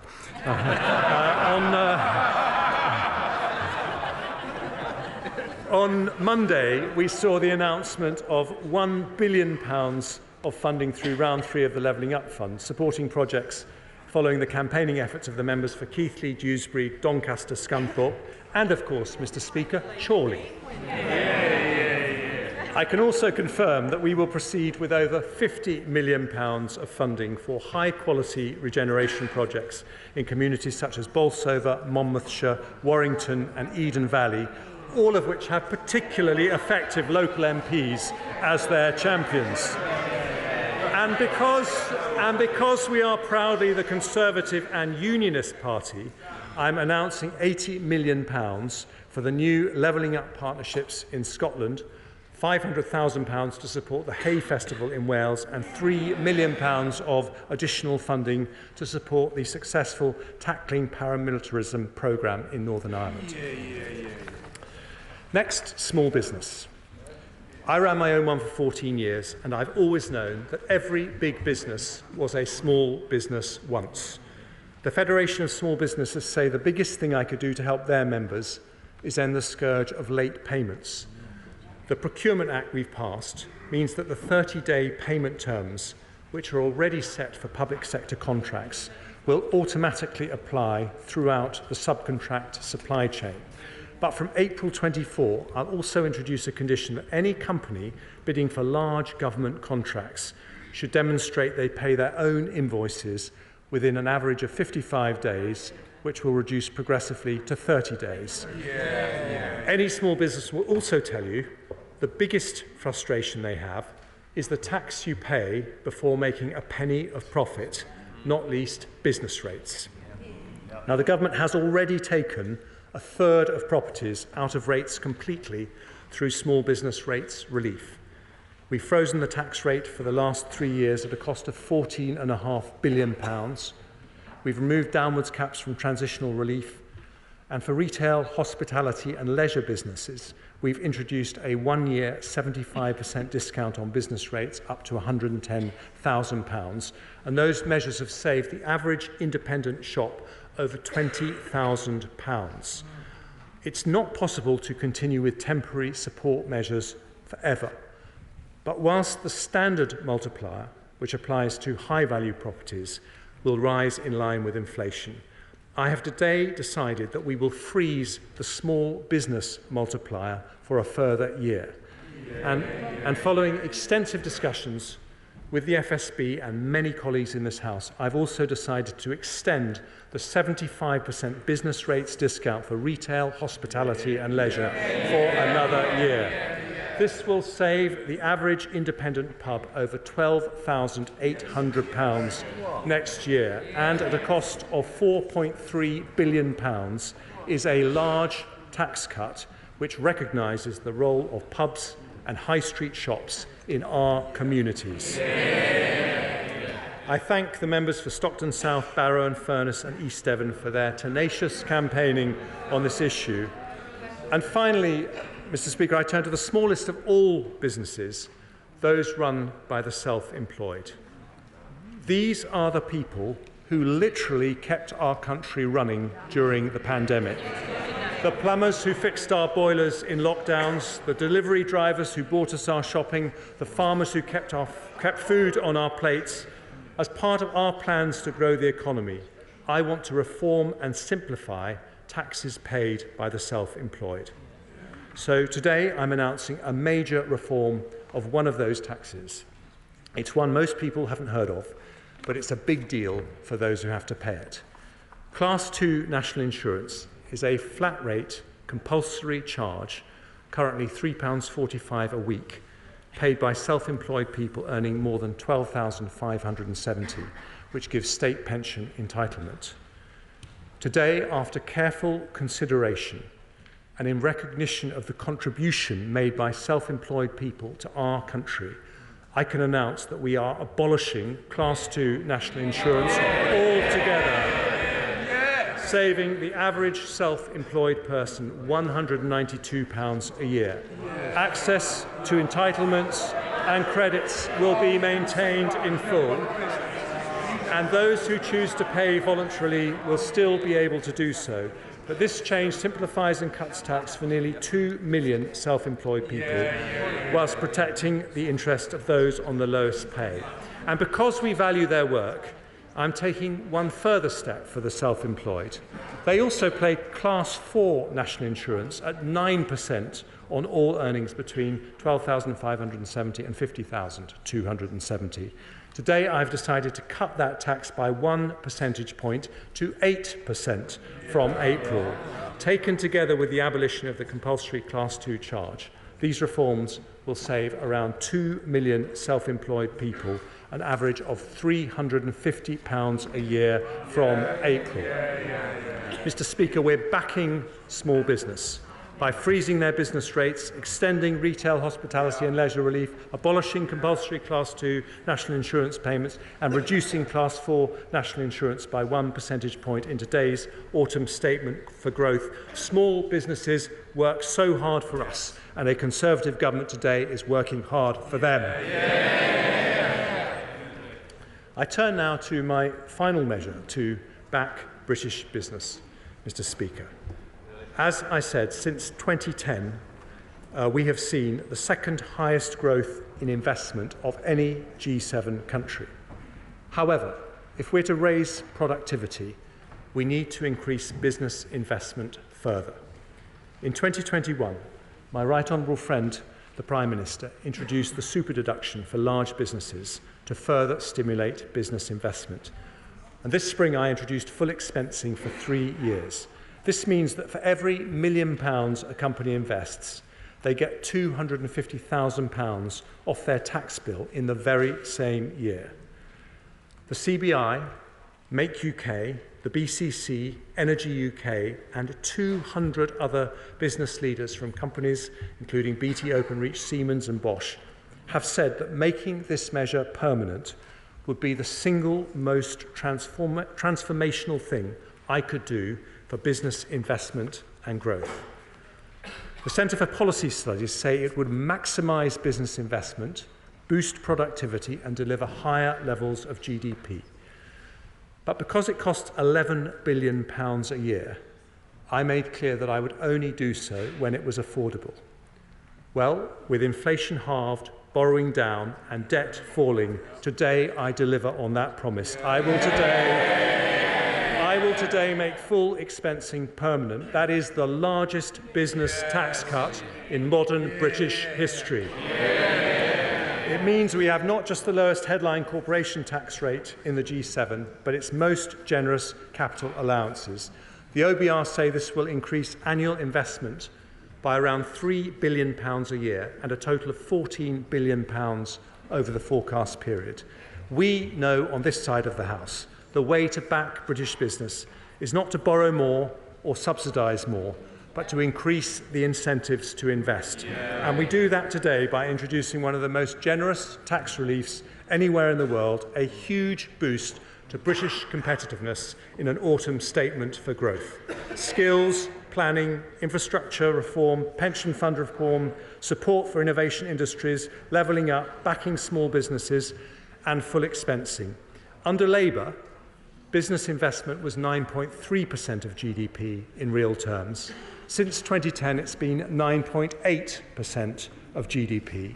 But today we go further because taken together, the overall impact of today's growth measures will be to increase business investment in the UK economy by around £20 billion a year within the decade, nearly 1% of GDP at today's level. This is the biggest ever boost for business investment in modern times, a decisive step towards closing the productivity gap with other major economies, and the most effective way we can raise wages and living standards for every family in the country. Now, as well as backing business, Conservatives know you need to back the people without whose effort no business can succeed. The entrepreneur taking risks, the builder working weekends, the nurse working nights, and the job seeker leaving benefits behind. I therefore conclude with 3 further supply-side reforms designed to improve the incentives to work in a modern, dynamic economy. And I begin with welfare, and I want to start by thanking the outstanding Work and Pensions Secretary for his help in developing these reforms. He builds on the work of my right honourable friend for Chingford and Woodford Green, who introduced universal credit. Those reforms helped reduce unemployment, which has fallen by over 1 million, but to their shame, the party opposite voted against them 30 times. Because they think compassion is about giving money, we think it's about giving opportunity. But post-pandemic, we still have over 7 million adults of working age, excluding students, who are not working, despite 1 million vacancies in the economy. Many can and want to work, but our system makes that too hard. In the spring budget, I announced 30 hours of free childcare for working parents of 1 to 2-year-olds. That plan, still opposed by the party opposite, starts rolling out in April. It will help tens of thousands of parents return to work without having to worry about damaging their career prospects. Today, we focus on helping those with sickness or disability and the long-term unemployed. Every year, we sign off over 100,000 people onto benefits with no requirement to look for work because of sickness or disability. That waste of potential is wrong economically and wrong morally. So with the Secretary of State for Work and Pensions, last week I announced our Back to Work plan. We will reform the fit note process so that treatment rather than time off becomes the default. We'll reform the work capability assessment to reflect greater flexibility and availability of home working after the pandemic. And we'll spend £1.3 billion over the next 5 years to help nearly 700,000 people with health conditions find jobs. Over 180,000 more people will be helped through the Universal Support Programme, and nearly 500,000 more people will be offered treatment for mental health conditions and employment support. Over the forecast period, the OBR judged these measures will more than halve the flow of people who are signed off work with no work search requirements. At the same time, we'll provide a further £1.3 billion of funding to offer extra help to the 300,000 people who've been unemployed for over a year without any sickness or disability. But we will ask for something in return. If after 18 months of intensive support, job seekers have not found a job, we'll roll out a programme requiring them to take part in mandatory work placement to increase their skills and improve their employability. And if they choose not to engage with the work search process for 6 months, we will close their case and stop their benefits. Taken together with the labour supply measures I announced in the spring, the OBR say we will increase the number of people in work by around 200,000 at the end of the forecast period, permanently increasing the size of the economy. Now, I know that some on the benches opposite would prefer to fill those vacancies in a different way. They hanker after a more liberal immigration regime, or even dream of bringing back free movement. But Conservatives say we should unlock the potential we have right here at home. And we do that with the biggest set of welfare reforms in a decade in today's autumn statement for growth. Now, Mr. Speaker, if we're to incentivise work, we must also tackle low pay. People who get up early, put in the hours and work hard for their families deserve to be paid fairly. Since 2010, those on the minimum wage, now the national living wage, have seen their hourly wage go up from £5.80 an hour to £10.42 an hour. That's a real terms increase of more than 20%. Because we've also doubled the threshold at which you pay tax or national insurance, their after-tax income has gone up not by 20%, but by 25%, more than any other income group. Today, I confirm we'll go further and accept the Low Pay Commission recommendation to increase the national living wage by 9.8% to £11.44 an hour. That is the largest ever cash increase in the national living wage, worth up to £1,800 for a full-time worker. And since the national living wage has been introduced, the proportion of people on low pay, defined as earning less than 2/3 of national median hourly income, has halved. But at the new rate of £11.44 an hour, it delivers our manifesto commitment to eliminate low pay altogether. That means by next year, someone working full-time on the national living wage will see their real take-home after-tax pay go up not by 25%, but by 30% compared to 2010. And that is the difference. The party opposite tried to reduce poverty by tinkering with benefits and tax credits. They wanted to move people from just below the poverty line to just above it. But Conservatives know the best way to tackle poverty is through work. By reforming the welfare system, reducing workless households and tackling low pay, we have helped lift 1.7 million people out of absolute poverty since 2010, because a central part of our plan for growth is to make work pay. And so, Mr. Speaker, to the final supply-side measure in today's autumn statement for growth. Because of the difficult decisions that we've taken in the last year, today's OBR forecast shows that borrowing will be lower than forecast in the spring.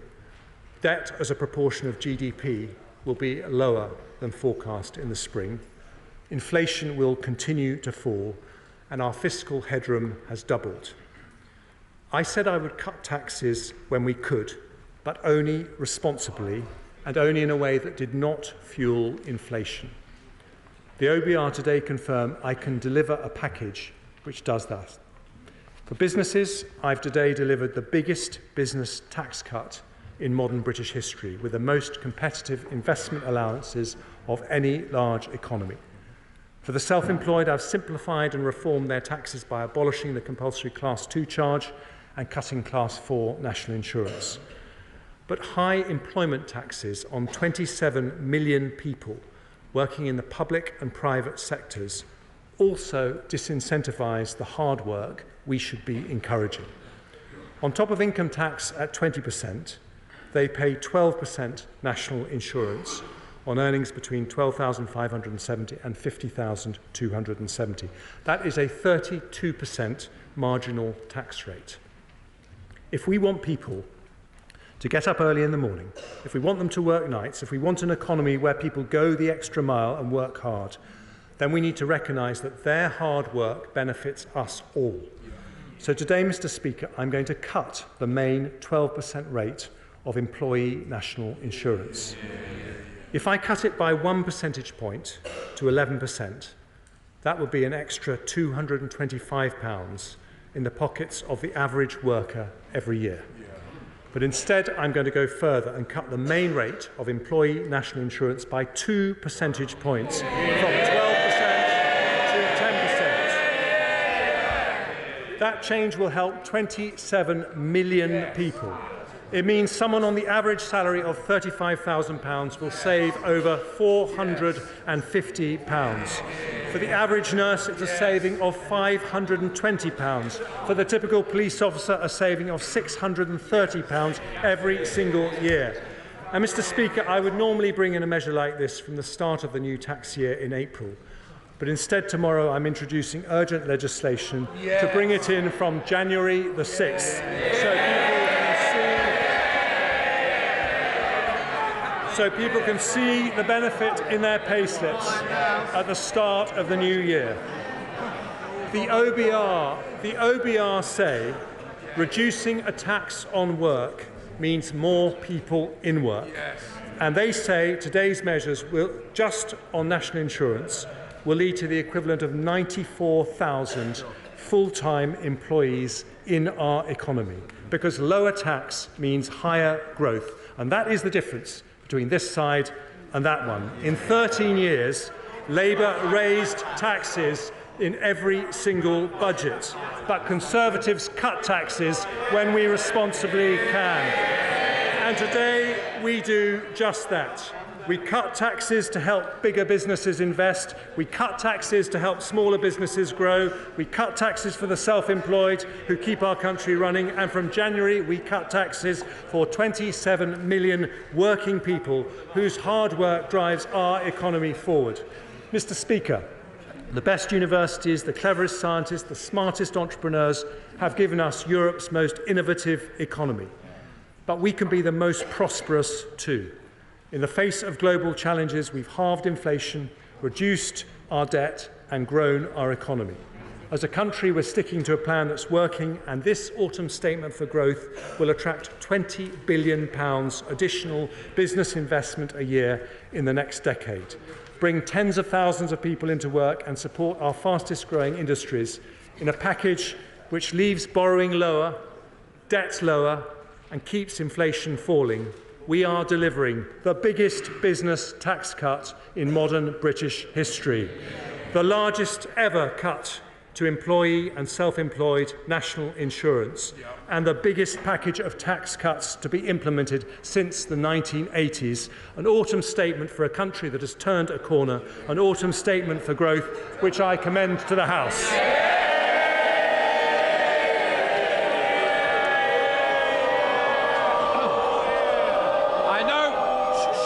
I now call the Shadow Chancellor of the Exchequer, Rachel Reeves.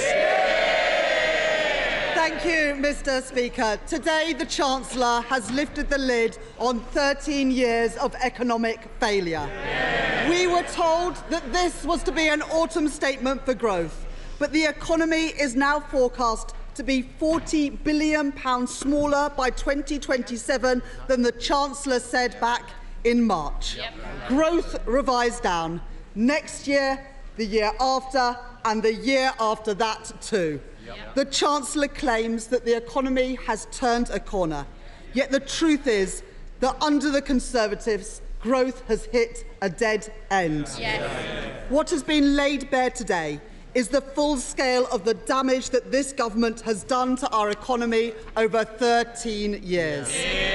And nothing that has been announced today will remotely compensate. Mortgages rising, taxes eating into wages, inflation high with prices still going up in the shops, public services on their knees, and too many families struggling to make ends meet. As the sun begins to set on this divided, out-of-touch, weak government, the only conclusion that the British people will reach is this. After 13 years of Conservatives, the economy is simply not working, and despite all the promises today, working people are still worse off. Mr. Speaker, the centrepiece of today's autumn statement is a cut in the headline rate of national insurance. Now, Mr. Speaker, I'm old enough to remember when the Prime Minister wanted to put up national insurance. As recently as January last year, he said, and I quote, "We must go ahead with the increase in the health and care levy. It is progressive in that the burden falls most on those who can most afford it." Utter nonsense. It was a tax on working people, and we opposed it for that very reason.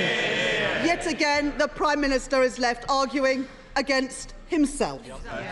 In response to last year's autumn statement, I warned that the government was pickpocketing working people through stealth taxes. I have long argued that taxes on working people are too high. Indeed, I said in my conference speech that I want them to be lower. From their failure to uprate income tax or national insurance bans, to forcing councils to raise council tax, the Conservatives have pushed the costs of their failure onto others. But the British people won't be taken for fools. They know that what has been announced today owes more to the cynicism of a party desperate to cling onto power than the real priorities of this high-tax, low-growth Conservative government. So I think that we can forgive taxpayers for not celebrating when they see the truth behind today's announcements. Going into this statement, the government had already put in place tax increases worth the equivalent of a 10p increase in national insurance. So today's 2p cut will not remotely compensate for the tax increases already put in place by this Conservative government. The fact is that taxes will be higher at the next election than they were at the last. This is the legacy of the Conservatives, and that, Mr. Speaker, is their record. Mr. Speaker, the Chancellor and Prime Minister have spent the last 2 weeks marching their MPs up a hill, only to march them down again on inheritance tax. Now, let's not forget, when they realised that they had money to spend. Mr. Kearns, I've had you chirping all the way through. Either go and get yourself that cup of tea or be quiet. Rachel Reeves. When they realised that they had money to spend, this government's first instinct was a tax cut for millionaires. But in the end, even they realised that they couldn't get away with it in the middle of a cost of living crisis. So can the Chancellor tell the House today, is cutting inheritance tax a decision delayed or a decision abandoned? This autumn statement for growth is now the 11th Conservative economic growth plan, from the 5th Prime Minister, the 7th Chancellor and the 9th Business Secretary. And what do those numbers add up to? According to the most recent GDP data, a big, fat zero. That's zero growth in the most recent data in the third quarter of this year. Now, the Chancellor mentioned some countries that we are outperforming in growth, but I couldn't help notice that he failed to mention any of the many advanced economies that have grown faster than the UK. Over the last 13 years of this low-growth Conservative government, the UK languishes in the bottom third of OECD countries when it comes to growth. There are 27 OECD economies that have grown faster than us in the 13 years since 2010, including the US, Australia, Canada, Sweden, Slovenia and 22 others. In fact, over the next 2 years, no fewer than 177 economies are forecast by the IMF to grow faster. Sorry. Don't bother me, Mr. Speaker. Oh, it bothers me. I'm not being funny. I expect the same courtesies to the Shadow Chancellor Exchequer. Those who wish to not give that courtesy, please go and find something else to do, because my constituents are interested, yours aren't. Rachel Reeves. And next year, Mr. Speaker, we are forecast to be the slowest growing economy in the whole of the G7. When it comes to economic growth, under the Tories, we are more world-following than world-beating. And let's look at how their record on growth compares to Labour's record on growth. Under the Conservatives, GDP growth has averaged 1.5% per year. But with Labour, it grew an average of 2% a year in the 13 years that we were last in office. Had the economy continued to grow at the rate it did with Labour, it would now be £150 billion bigger. So what is this government's economic record? Lower growth and higher borrowing, with debt more than doubling, now at almost 100% of GDP. This is a product of their failures over 13 years. A Tory government that has failed on growth, failed on debt, failed on levelling up and failed on the cost of living too. And now they expect the British people to believe that when they say they are going to turn it all around, when it is them that is the problem and not the solution. Mr. Speaker, if we are going to grow the economy, We must get more people into work. Let me be clear. People who can work should work. That's why we've long argued that the work capability assessment needs replacing, because right now it is discouraging people from seeking work. But there's a wider problem that, yet again, this government is failing to face up to. Britain is the only country in the G7 where the employment rate still has not returned to pre-pandemic levels, with the increase in the number of people out of the workforce due to long-term health issues costing the taxpayer a staggering £15.7 billion a year. NHS waiting lists have swelled to 7.8 million, an additional 500,000 since the Prime Minister said he was going to cut them. And 2.6 million people are out of work due to long-term sickness. A healthy nation is critical to a healthy economy. That's why Labour has pledged to cut hospital waiting lists, investing an additional £1.1 billion a year to deliver 2 million more appointments, scans and operations. It will be funded by abolishing the non-dom tax status and replacing it with a modern scheme for people who are genuinely living in the UK for short periods. But once again, we see that this policy has been vetoed by the Prime Minister. Mr. Speaker, the best way to get people back to work is to get our NHS working, but the reality is you can never trust the Tories with our NHS. Now, the Chancellor has made a great fanfare about public sector efficiency and value for money. This is from a government that has blown £140 million on a discredited Rwanda scheme and yet are not able to send a single asylum seeker there. £7.2 billion money lost on fraud during the pandemic, all those cheques signed up by the former Chancellor, the current Prime Minister. £8.7 billion on PPE that's been written off. HS2 costing £57 billion with not a single piece of track going north of Birmingham. No one can trust the Tories with taxpayers' money. And it says it all, that after 13 years of Tory government, there are still nearly 12,000 NHS computers running on outdated software that's vulnerable to cyber attacks. 10 years ago, when he was Health Secretary, the now Chancellor promised a paperless NHS by 2018. Yet today, in 2023, 26 NHS trusts are still using fax machines. Now, why on earth should people who experience deteriorating public services under this Conservative government trust them to fix it, when his 6 years as Health Secretary makes him one of the biggest architects of failure?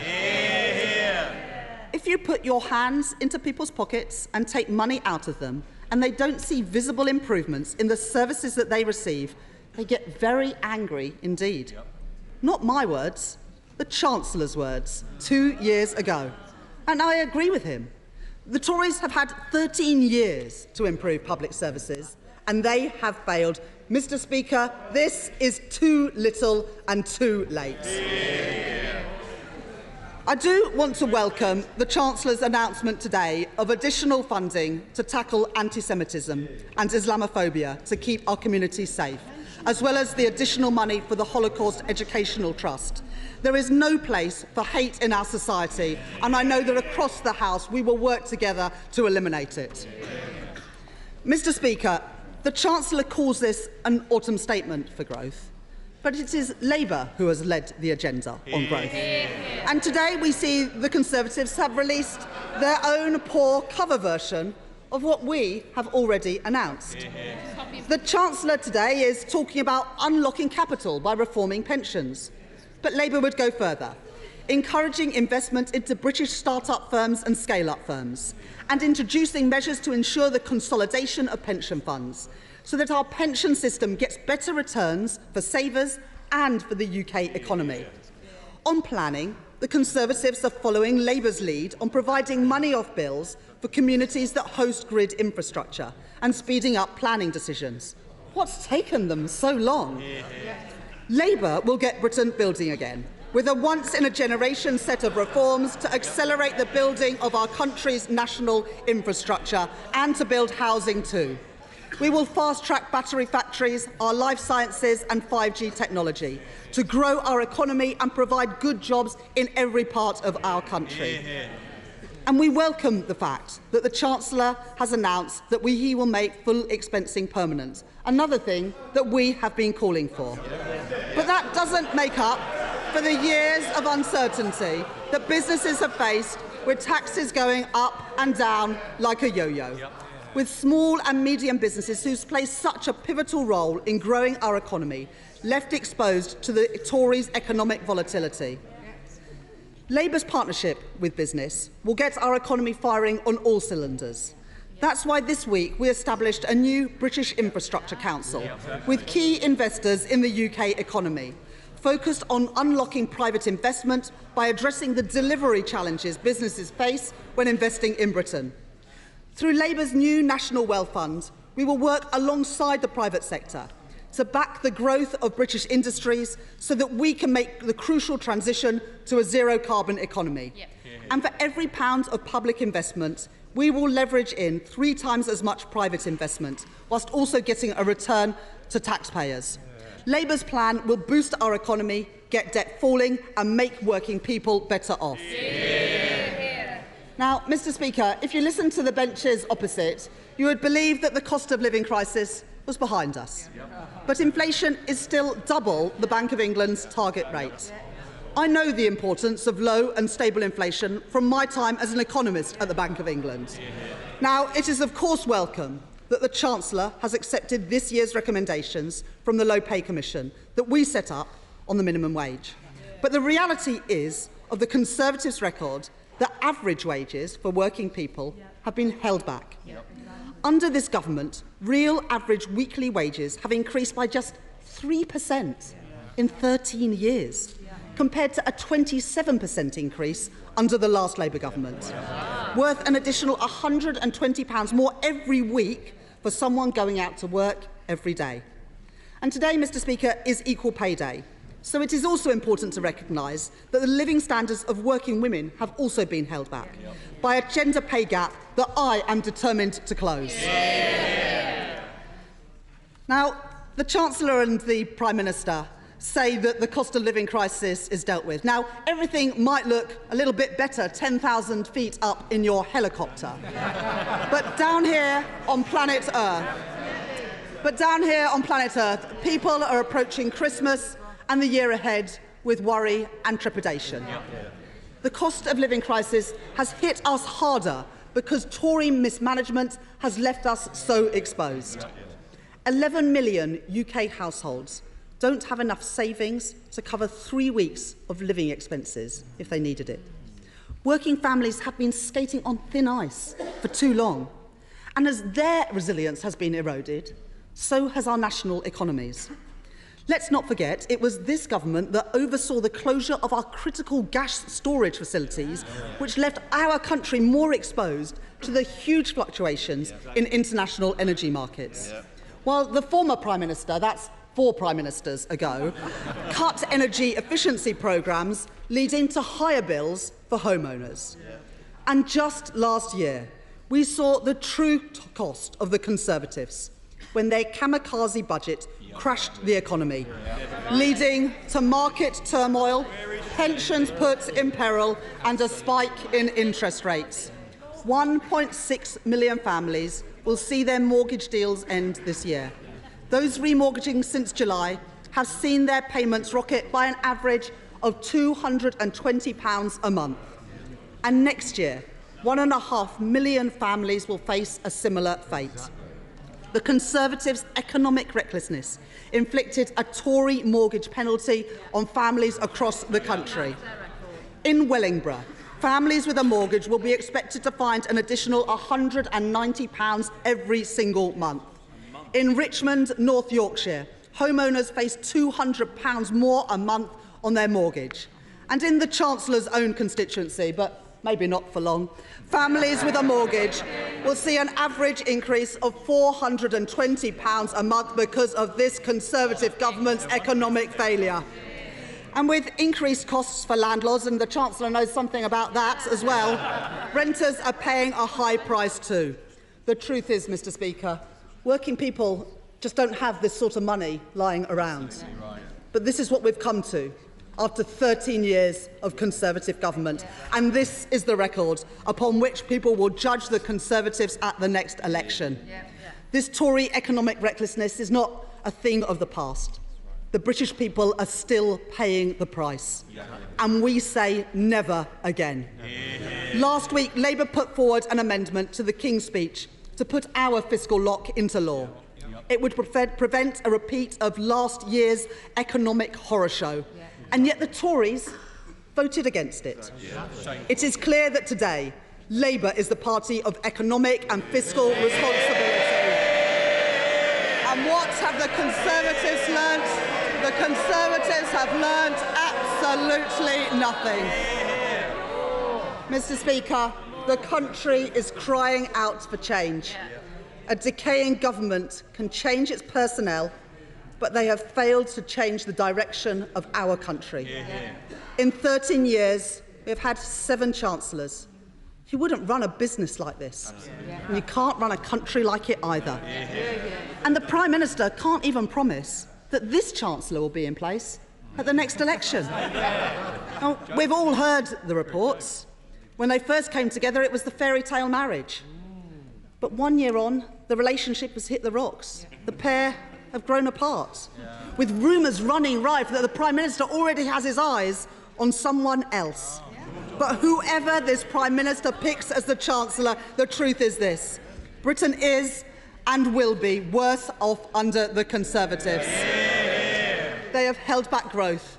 They have crashed our economy, increased debt, trashed our public services, left businesses out in the cold and made life harder for working people. Our country cannot afford 5 more years of the Conservatives. Mr. Speaker, the Ravens are leaving the tower when even Saatchi and Saatchi are saying the Tories are not working. And the questions that people will be asking at the next election and after today's autumn statements are simple. Do me and my family feel better off after 13 years of Conservative government? Do our schools, our hospitals, our police, do they work better after 13 years of Conservative government? In fact, does anything in Britain work better today than when the Conservatives came into office 13 years ago? We all know that working people are worse off under the Conservatives, with growth down, mortgages up, prices up, taxes up, debt up, and, Mr. Speaker, their time is up. It is time for change, a changed Labour Party to lead Britain and to make working people better off. Chancellor of the Exchequer. Thank you, Mr. Speaker. Madam Deputy Speaker, indeed. And I'm afraid the Shadow Chancellor has shown once again that Labour has nothing credible to say on the economy. She tells the papers this morning that she will accept these measures, as you would expect from a copy and paste Shadow Chancellor. And can I say, in all sincerity, that I particularly welcome her conversion to supporting full expensing, which she actually voted against in this House. That is copying and pasting in the national interest, and we welcome it on this side of the House. She compared growth rates under Labour and the Conservatives, but she carefully omitted one fact. Labour inherited a golden legacy from the Conservatives and then proceeded to trash the economy before handing it over. And when it comes to growth, she didn't like it when I reminded her that we have grown faster under the Conservatives than any other major European economy.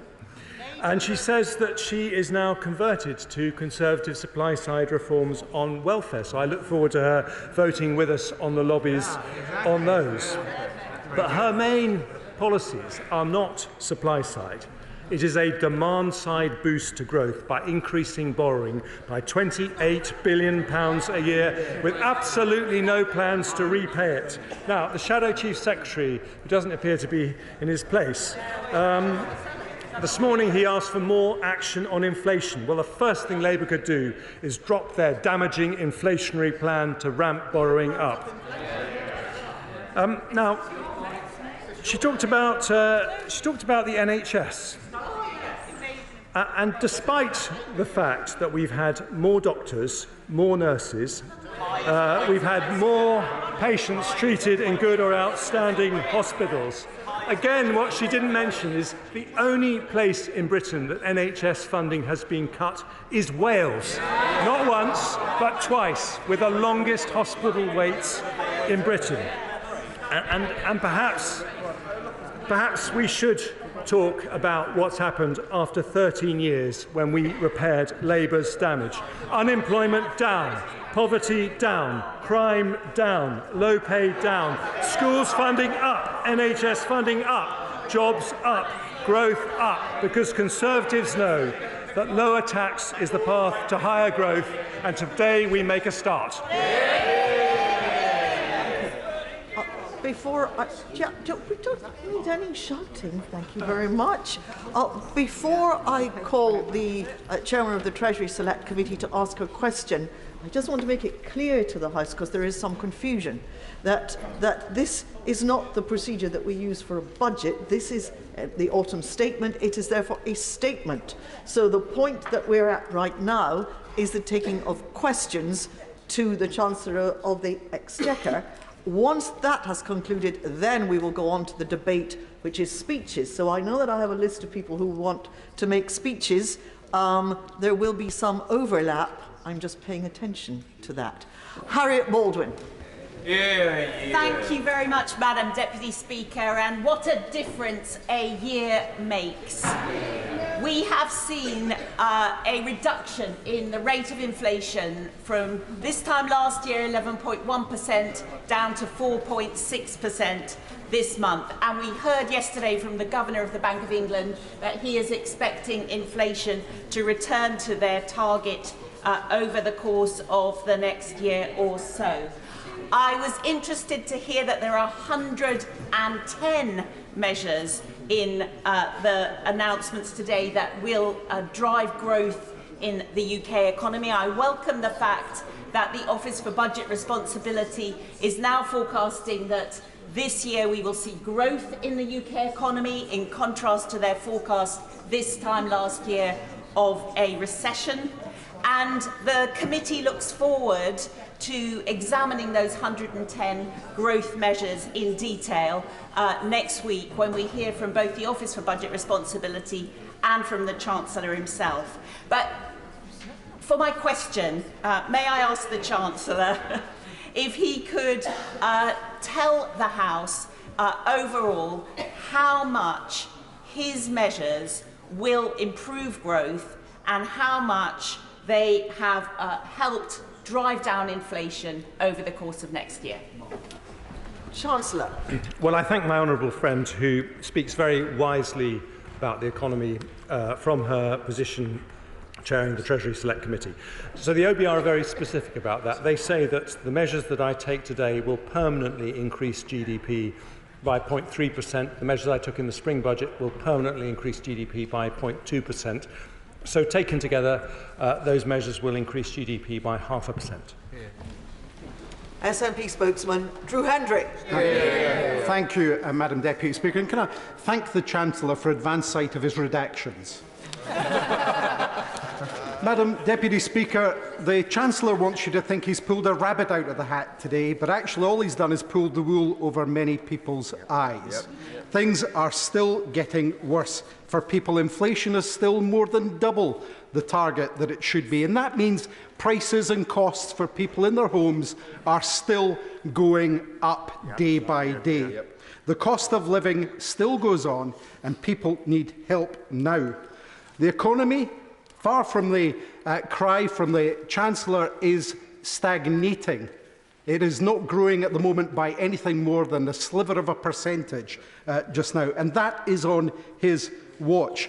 The Chancellor in this statement is trying to take credit for things that he should be doing anyway, that they promised to do, or indeed things that they've already done and they're now taking backward steps on, which I'll come to more in a second.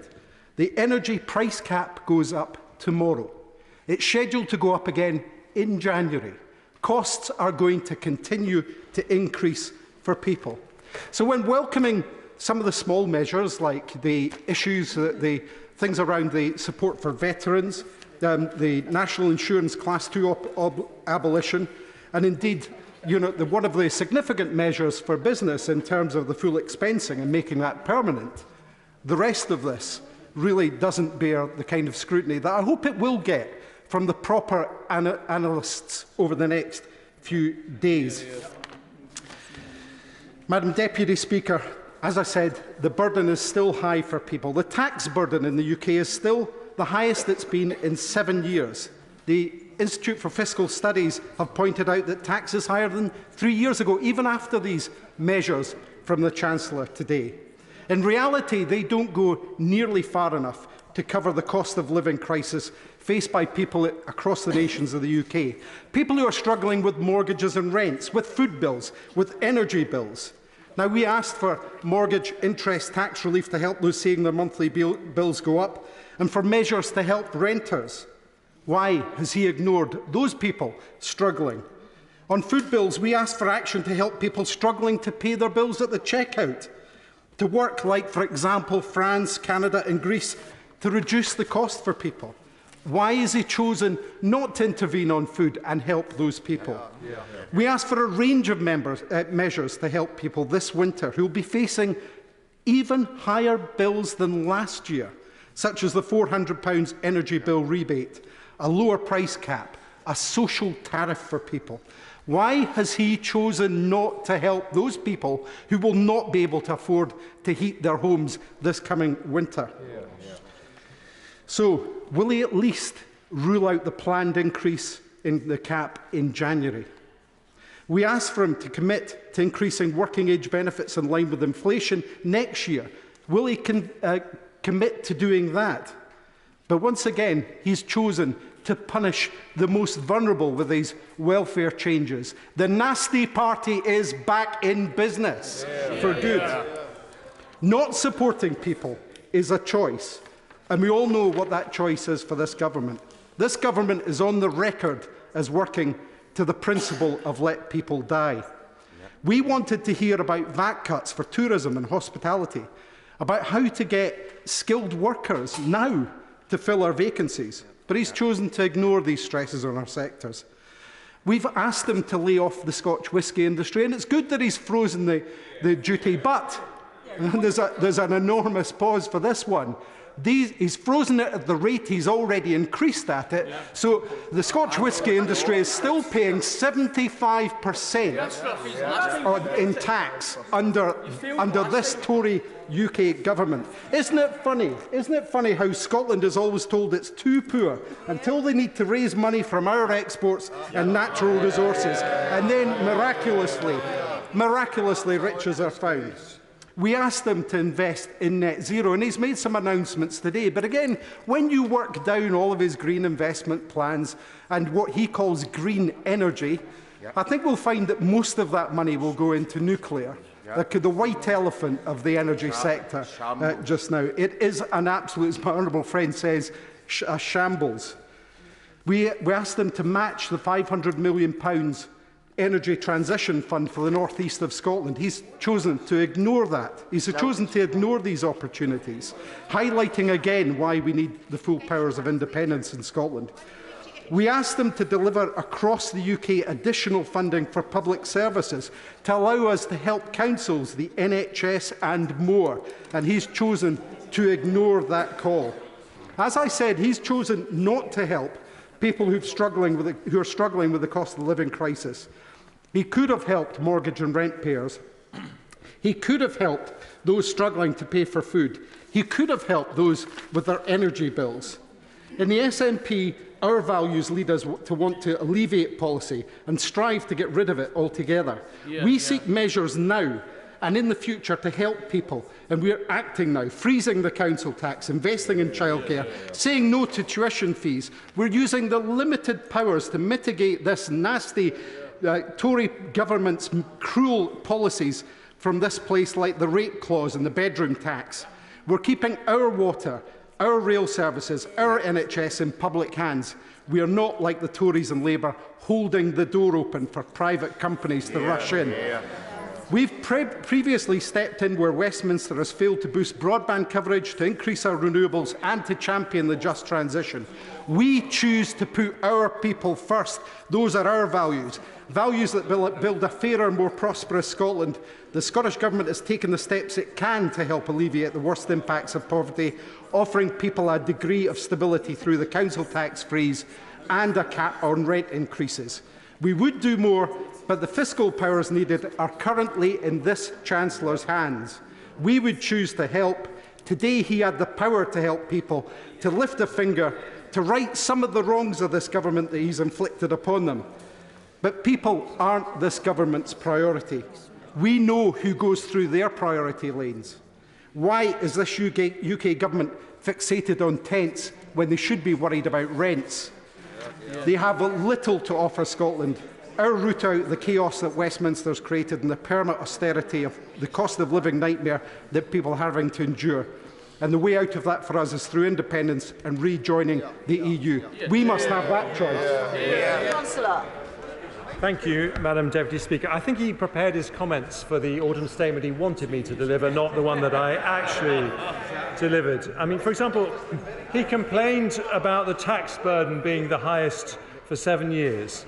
But what he didn't say was that in Westminster we've taken difficult decisions and cut taxes. In Scotland, the SNP ran out of money and had to raise them.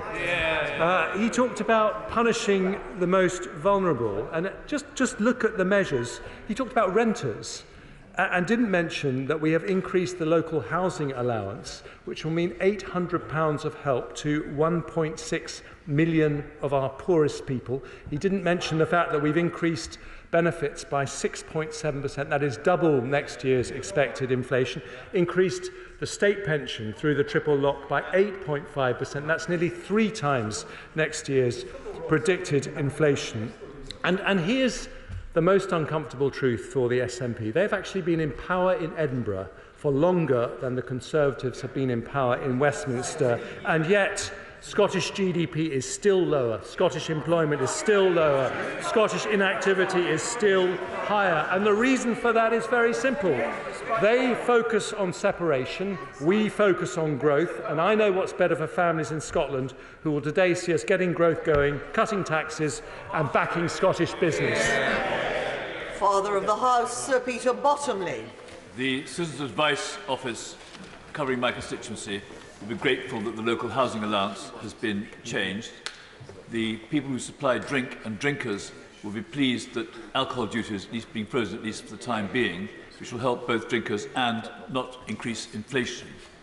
I'm glad that the Chancellor has pointed out to the Shadow Chancellor that the only time Labour did really well was when they obeyed the Conservative rules in 1998-1990, before they let go the valves and drove the economy into a stage where, when we took over, they were spending £4 for every £3 brought in revenue to the government. Can I ask the Chancellor not to respond today, but in time, to the injustice to 500,000 pensioners overseas? Anne Puckridge, born 5 years before the Chancellor's father, who served in intelligence in the Navy, the Army and the RAF during the war, retired to Calgary on a pension of £72. It's still £72 instead of £156. That's an injustice which does need attention, and I hope she will get it, and we will have proposals which we can change this bad situation. Chancellor. Well, can I thank the Father of House for his comments, and I will look into the issue of overseas pensioners as he requested, and if I may, I will write back to him about it, or I'm happy to talk to him about it. And can I also thank him for his comments about what happened in 1997, because then, as now, the Labour Party was trying to say that their economic policies are basically the same as the Conservatives, but the reality was quite different. And because they didn't fix the roof while the sun was shining, the recession after the financial crisis was much worse. Dame Angela Eagle.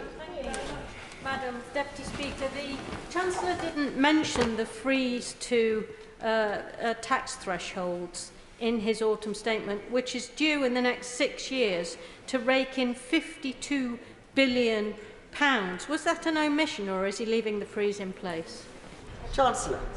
Well, I've never hidden the fact that we took difficult decisions a year ago, like freezing the thresholds, in order to get borrowing under control, in order to tackle inflation. But because the economy since then has outperformed the expectations of nearly every independent body, we're able this time to reduce the tax burden, and I choose to reduce the things that boost growth. Sir John Redwood. I've declared my business interest. I welcome the measures in the statement to promote more investment and more growth are absolutely vital. We have lost around 800,000 self-employed since February 2020. National insurance will help a bit, but will he look again at IR35 and the way it prevents them expanding their businesses and getting contracts? And on the growth of small businesses, again, welcome measures, but the VAT threshold does act as a very strong disincentive to expand your business when you get to a certain point. Chancellor. Well, look, I would like to thank him. I've had extensive discussions with him in the run-up to this autumn statement, and many discussions about the self-employed. And indeed, it was partly his advocacy of the role of the self-employed that made me enthusiastic to make the national insurance changes that I was able to make. I hear what he says about IR35. We took the decision we did partly because of concerns over avoidance. I'm happy to look at that again. And when it comes to the VAT threshold, he and many other colleagues have made the same point. We do have the highest VAT threshold of any major European country and indeed of any G7 country. But there is always this issue of the cliff edge, and he's right to draw my attention to it. Dame Meg Hillier. Thank you, Madam Deputy Speaker. Madam Deputy Speaker, can the Chancellor confirm that living standards will drop by 3% in the next year? Chancellor. What I can confirm to the Right Honourable Lady is that a year ago they were predicted to fall by 3.7%, and now the OBR say they will increase this year by 2.5%. Alberto Costa. Madam Deputy Speaker, the people of Blaby and Glenparva were listening attentively to this welcome autumn statement. They're going to the polls, Madam Deputy Speaker, on the 21st of December in 2 by-elections, a county council and a ward by-election. What positive message does the Chancellor have to the residents, the businesses, the pensioners, people of working age in Blaby and Glenparva about his welcome financial statement? Chancellor. Well, what I'd say to the businesses in Blaby and Glenparva is that for every single small business, we have frozen business rates. We're rolling over 75% discount on business rates for every pub, restaurant and high street shop for another year, because we want to do everything to back small business, because they are the lifeblood of our communities. Sarah Olney. Thank you, Madam Deputy Speaker. This statement is a deception from the Chancellor after years of unfair tax hikes. Under this Conservative government, economic growth is flatlining and public services are on their knees. Now, this year, there are 400,000 people who are still on NHS waiting lists, having been on the NHS waiting list this time last year when the Chancellor last made his autumn statement. And these people have been cruelly let down. In that statement last year, the Chancellor said, you don't need to choose either a strong economy or good public services. So will he look the British people in the eye and admit that he has given them neither? Chancellor. Well, I do think that she should be careful with her language, saying things like that. I'm very clear when it comes to growth. We have grown faster than any major European economy since 2010. Yes, whilst interest rates are higher as they need to be because we're bringing down inflation, growth is more subdued. But if you listen to, for example, the IMF, who are independent commentators. They say that when we have got inflation back down to target, we will have higher growth than France, Italy and Germany. And when it comes to the NHS, we put an extra £3.3 billion into the NHS budget in the autumn statement last year. With doctors' strikes happening for most of the period since then, it has been very difficult to make progress on waiting lists, and I hope she would address her comments to those doctors if she's going to be consistent. Yeah. Jesse Norman. Thank you very much indeed. It's a pleasure to speak for the first time with backbenchers for a while. Madam Deputy Speaker, may I massively welcome the budget and particularly the emphasis that the Chancellor has given to skills and the superb work that's being done by the DFE at the same time. In Herefordshire, we worry about the pollution in our River Wye. Could I ask him to consider talking further with the Secretary of State for DEFRA in order to think about whether some package may not be put in place to support the long-term improvement of that river? Well, can I congratulate my right honourable friend on his sterling work as a government minister and say to him that when it comes to pollution in the River Wye, he will know that the government has made changes requiring the water companies to do over £50 billion of investment in the years ahead, but he, like me, wants to see faster progress, and I will happily give him any support I can.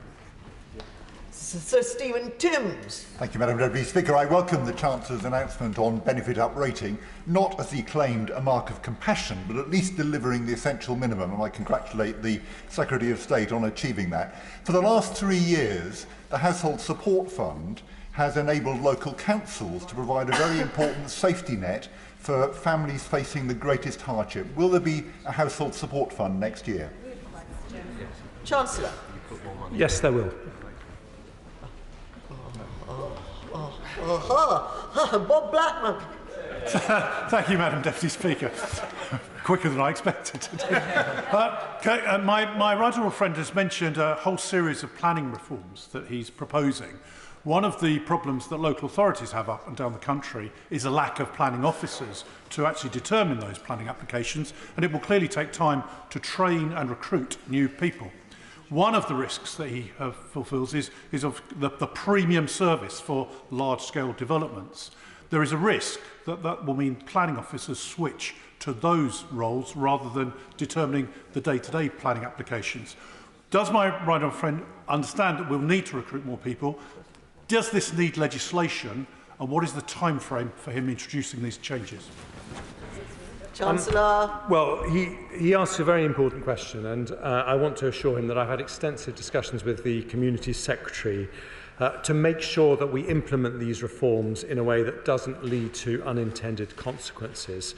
But the most important thing is that by saying for the biggest applications, they are able to have full cost recovery with respect to local councils, we can start to get more resources that mean we train up more planning officers and we avoid delays, not just for the bigger applications, but for all of them. Abena Opongasari. Thank you, Madam Deputy Speaker.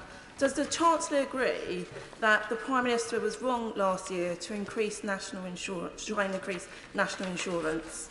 Yeah. Chancellor. What I would say to the Honourable Ladies, what the Prime Minister wanted to do then is what he has delivered as Prime Minister, which is find a way to deliver extra funding to the NHS. But what we as Conservatives believe is that taxing the economy more lightly will lead to higher growth, and that will mean that we can fund our public services better. Sir Geoffrey Clifton-Bryan. Thank you, Madam Deputy Speaker. I'm sure the people of the Cotswolds will welcome enormously many of the measures in this budget. But can I just go on to one subject which is dear to my heart, and that is the tourist tax. There was no mention in his excellent budget of the tourist tax. British tourists going abroad spend billions of pounds benefiting those countries, and yet we actively discourage, and figures show that we're doing so, we actively discourage high-spending tourists coming from abroad and benefiting our shops and hospitality venues.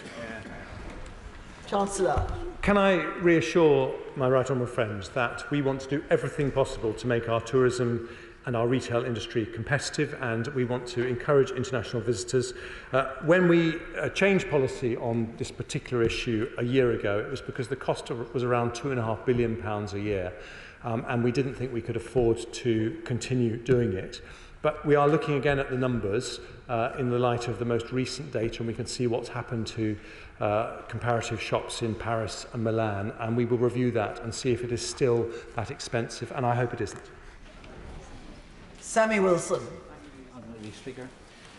Many of the measures in the announcement today will have spending consequences which will apply to England and Wales. I welcome many of them because they are growth measures such as getting long-term unemployed and long-term sick into work, help for the creative industries and support for business rates. Can the Chancellor confirm that these will be subject to warranted consequential payments? And if they are, will the freeze on warranted consequential payments to Northern Ireland apply to these measures? Chancellor.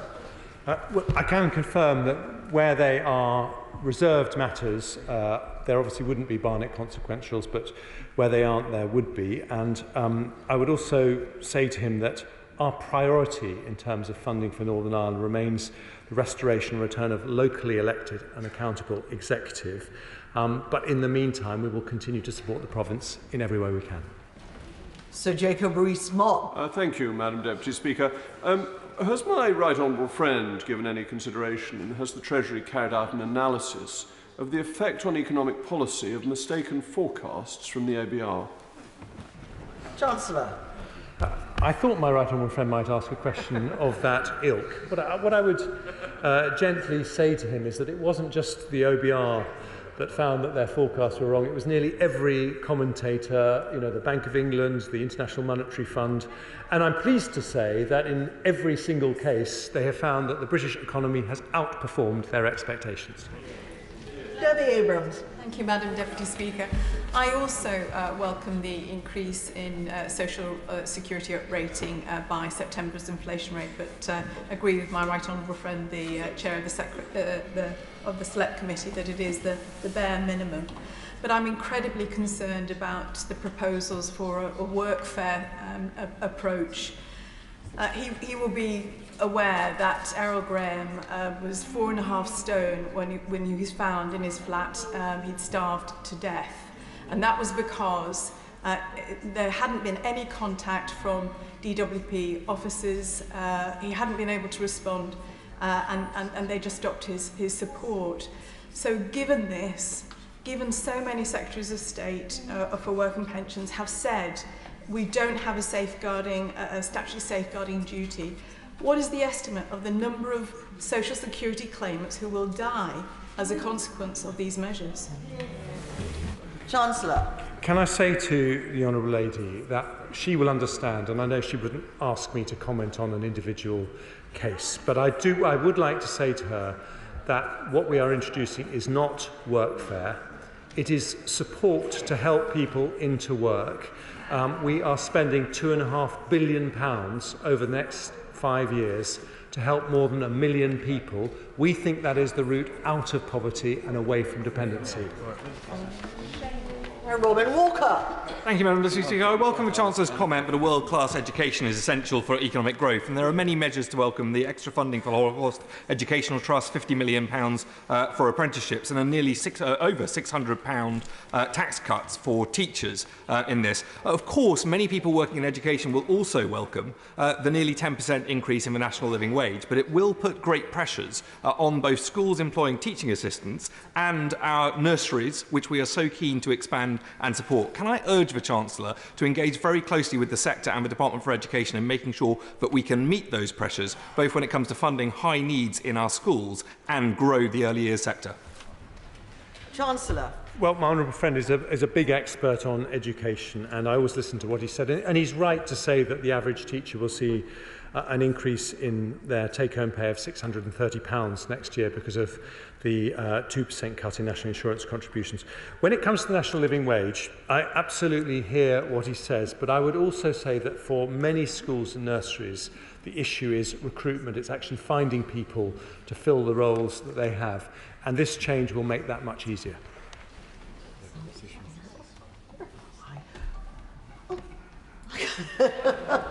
Well, this is getting exciting. Gavin Newlands. Thank you very much, Madam Deputy Speaker. The Chancellor mentioned support for carbon capture and storage and hydrogen, and the Prime Minister earlier spoke of support for the oil and gas sector. But he'll be all too aware of the announcement this morning of the closure or intended closure of Grangemouth Oil Refinery, which is huge 4% of the Scottish GDP and hundreds of jobs. So can he tell us what discussions he's had with the Energy Secretary or indeed Petro-Neos or the Scottish Government with an aim to trying to stop this closure before its disastrous impact comes to pass? Yeah. Chancellor. Well, we're obviously monitoring the situation extremely carefully, but I do want to say to him that it is our priority to support the oil and gas and refinery industries. We made some big changes to do that, and we would welcome support from all sides of the House in doing so. John Barrett. Deputy Speaker, I commend the Chancellor for the compassion and enterprise incentives that shine through this statement.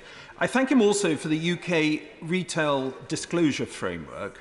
I haven't seen the detail, but also the promise of an SI to resolve the legislative issues with cost disclosure for investment companies. Can he assure me that this will correct the overzealous regulation, which is making investment companies look unduly expensive and thereby restricting investment? Chancellor. I've had many discussions with him on this issue, and he's absolutely right. There is a danger with overzealous regulation that people are focused more on cost and not on performance, and like him I want to resolve the issue. Barbara Keeley. Thank you, Madam Deputy Speaker. The Chancellor talked about the creative industries, but then he only announced he would look at improving film and high-end TV tax credits. But the cultural tax reliefs continue to help our orchestras, theatres, museums and galleries to survive, and they protect jobs. Now, Budget 2023 extended the uplifted rate of relief until March 2024, after which it tapers. The budget sadly also introduced some changes which would limit what cultural organisations can claim for. Orchestra tax relief is a critical source of income. Without it, some orchestras are saying they could fold, losing musicians' jobs. So will the Chancellor look not just at film and high-end TV tax credit, but all the cultural tax reliefs and how they can continue to support jobs in our creative industries? Chancellor. Well, having only just delivered the autumn statement, I don't want to preempt what might be in the spring budget, but there will be another fiscal event before the end of the financial year in which all these events will be looked at. And with respect to orchestras in particular, who I think are fantastically important for our cultural landscape, I would just say that the typical person playing in an orchestra is going to get £450 increase in post-tax pay next year, and that will help them greatly. Thank you, Madam Deputy Speaker. Can I congratulate my right honourable friend on his statement that will make a significant difference to investment levels, employment and to living costs, recognising that it's all within the context of the cost of COVID as well as the energy shock that the conflict in Ukraine brought about. That's something we often forget about. But can I also pass on the appreciation of the beer and pub sector to my right honourable friend?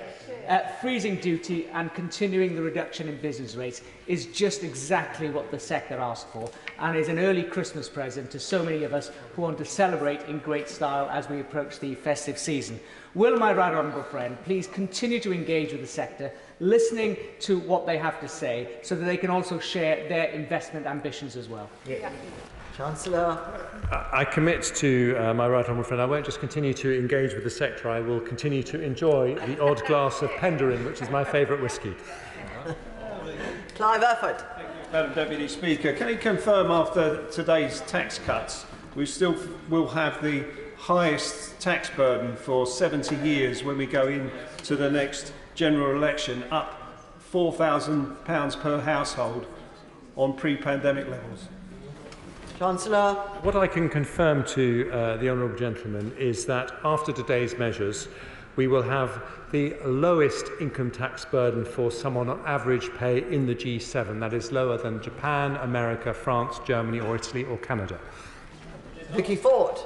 Thank you, Madam Deputy Speaker. The reason our economy is growing and not receding is due to investment, innovation and millions of hard-working individuals across the country, as well as a government that has focused on tackling inflation.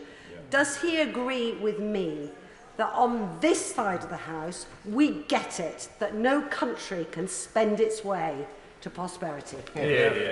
Chancellor. She is absolutely right, because high inflation is destabilising for an economy. It stops businesses investing, it stops families spending, and it also causes misery to people who see the cost of their weekly shop go through the roof. And that's why it has been our #1 priority, and it'd be great if it was the other side's too. Keir Mather. Thank you, Madam Deputy Speaker. It is frankly embarrassing that the Chancellor and the Prime Minister have spent this afternoon celebrating inflation staying 2% above target when families in my constituency in Selby and Ainsty face 10% food inflation every time they use the supermarket. What message does the Chancellor think his celebrations send to those hard-working families? Chancellor. Well, it's not celebrating that's halved inflation from 11.1% a year ago. It's hard work and difficult decisions, which unfortunately were mainly opposed by Labour. Scott Menton. Thank you, Madam Deputy Speaker. May I commend the Chancellor on his statement, which delivers for the people of Blackpool. 5,000 of my constituents will benefit from a boost to the national living wage. 12,000 pensioners in my constituency will be £900 per year better off, whilst those in work will, of course, be £450 better off through the cut to national insurance. Does the Chancellor agree that this is only possible because of the difficult, long-term decisions this government have taken, an approach which stands in stark contrast to the tax, borrowing and spending offered by the opposition? Chancellor. Shadow Chancellor can't hear these things too many times because she loves copying and pasting our policies, and there's another one that she could merrily get copying and pasting, because here's the reason why my honourable friend from Blackpool is absolutely right. Let me tell you why. The reason is very straightforward, because we had an economic crisis thanks to the energy shock and the pandemic. Labour had an economic crisis because of what happened in the financial markets. The difference is we took tough decisions to bring back fiscal responsibility. They ducked every single one. Rachel Maskell.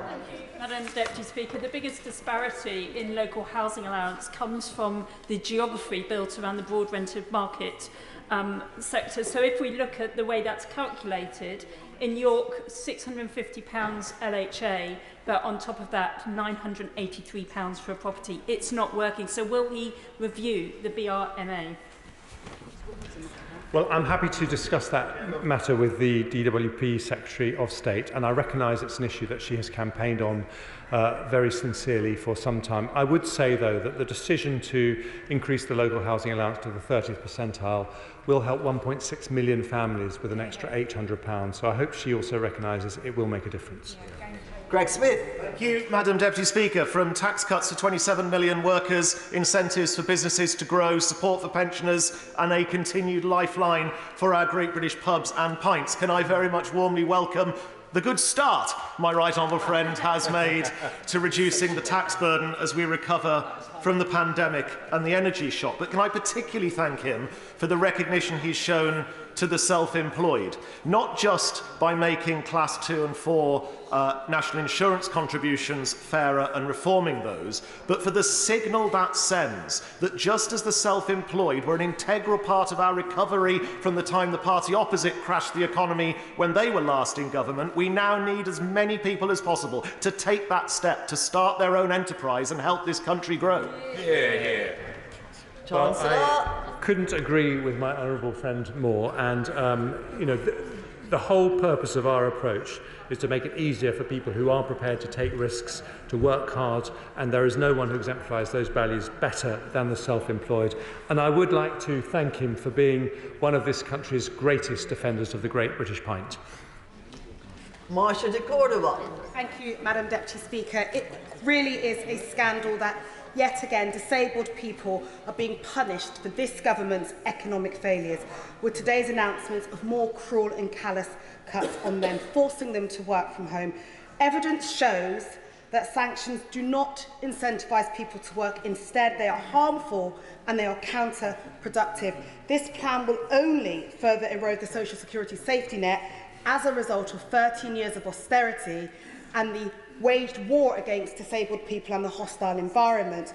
So does the Chancellor not understand that this plan will only punish disabled people, pushing them further away from the labour market and leading to poorer health outcomes? With the greatest respect to the Honourable Lady, we introduced a plan to help disabled people get back into work, as many of them say they would like to do. And in just 4 years, that has got 1.4 million disabled people back into jobs. Ben Bradley. Thank you, Madam Deputy Speaker. Can I welcome an autumn statement from the Chancellor that cuts taxes, invests in growth, seeks to shrink the size of the state and reforms welfare? It will go down very, very well with the vast majority of my constituents who voted for a Conservative government in 2019, and it's most welcome by me too. Can I particularly thank him for his continued commitment to our East Midlands investment zone and our East Midlands Freeport, where he's listened to stakeholders in extending the time and adding more investment to our major growth plans. Will he continue to work with us in the region to ensure that alongside our development company and our new East Midlands Combined Authority, we're able to properly harness these tools to deliver an amazing regional growth strategy and deliver all of the growth and investment that he wants to see? Chancellor. Well, can I thank my honourable friend for his role in the transformation of the East Midlands through his other responsibilities in the councils there. And can I just say to him that levelling up will only work if we harness the enterprise and the ideas of local civic leaders, and he is a fantastic example of them. Wendy Chamberlain. Thank you, Madam Deputy Speaker. Today is Equal Pay Day, which means because of the gender pay gap, it's the day of the year where women, based on their average earnings, stop being paid, while men continue to the end of the year. But more concerningly is the pension gap, which is 35%, which meant female pensioners stop being paid on August 26. Now, the reason for that is often because older women have chosen and sacrificed their earning potential to care for loved ones. So can I ask the Government when it is going to consider reforming carers' allowance, which currently is an active disincentive to carers going into work? When will we start looking at the cliff edge instead of making it shorter and sharper? Well, I'm always happy to engage with any honourable members if they have concerns about the way the benefit system operates in terms of disincentivising people who would like to work but can't. And caring responsibilities is a particular area that she's raised, so I'm very happy to engage with her outside this House on that matter. Mike King.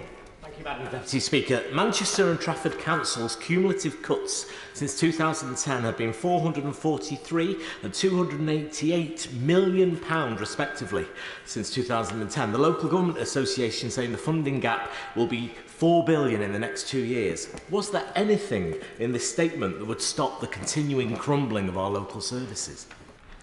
Well, I think what the honourable gentleman is admitting is the fact that in the autumn statement a year ago, when I was having to make big cuts in public spending going forward, I actually found an increase of £4.7 billion from next year for adult social care, which will make an enormous difference to every council in the country. Stephen Farry. Madam Deputy Speaker, further to his answer on Northern Ireland and Barnett consequentials, the Chancellor will be aware that Northern Ireland is facing an unprecedented budget crisis at present. So could I ask him to confirm that he is open to discussions around a fiscal floor and an invest to save transformation package for any potential restored power sharing executive? Chancellor. Well, the UK Government will continue to do everything we can to support the restoration of power sharing in the province, and all I will say is that the Treasury is actively involved in all those discussions. Jonathan Edwards.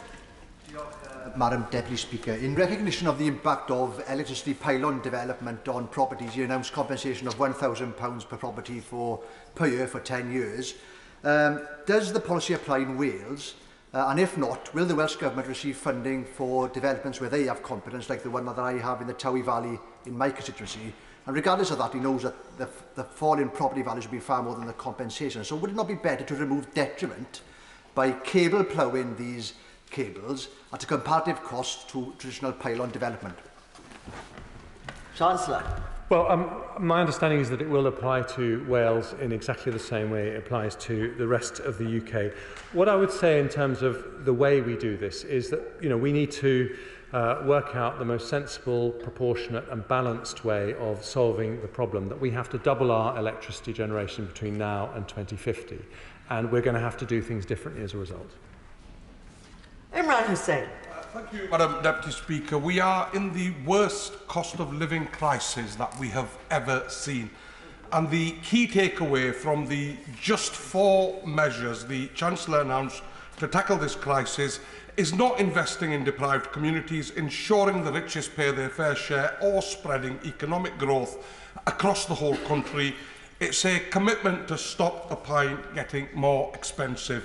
Just what is that supposed to do for my constituents who face crippling mortgage payments, who are paying 30% more for food, whose wages are stagnating and whose homes have been made unaffordable to heat? I think he's looked at the statement rather selectively, because our support for people struggling with cost of living pressures has risen as a result of my decisions to £104 billion. Let me just go through. Pensioners, they're going to get an increase next year 3 times the rate of inflation. People on benefits are going to get an increase in their benefits double inflation. People who are renting and on low incomes are going to see an £800 increase on average through the local housing allowance.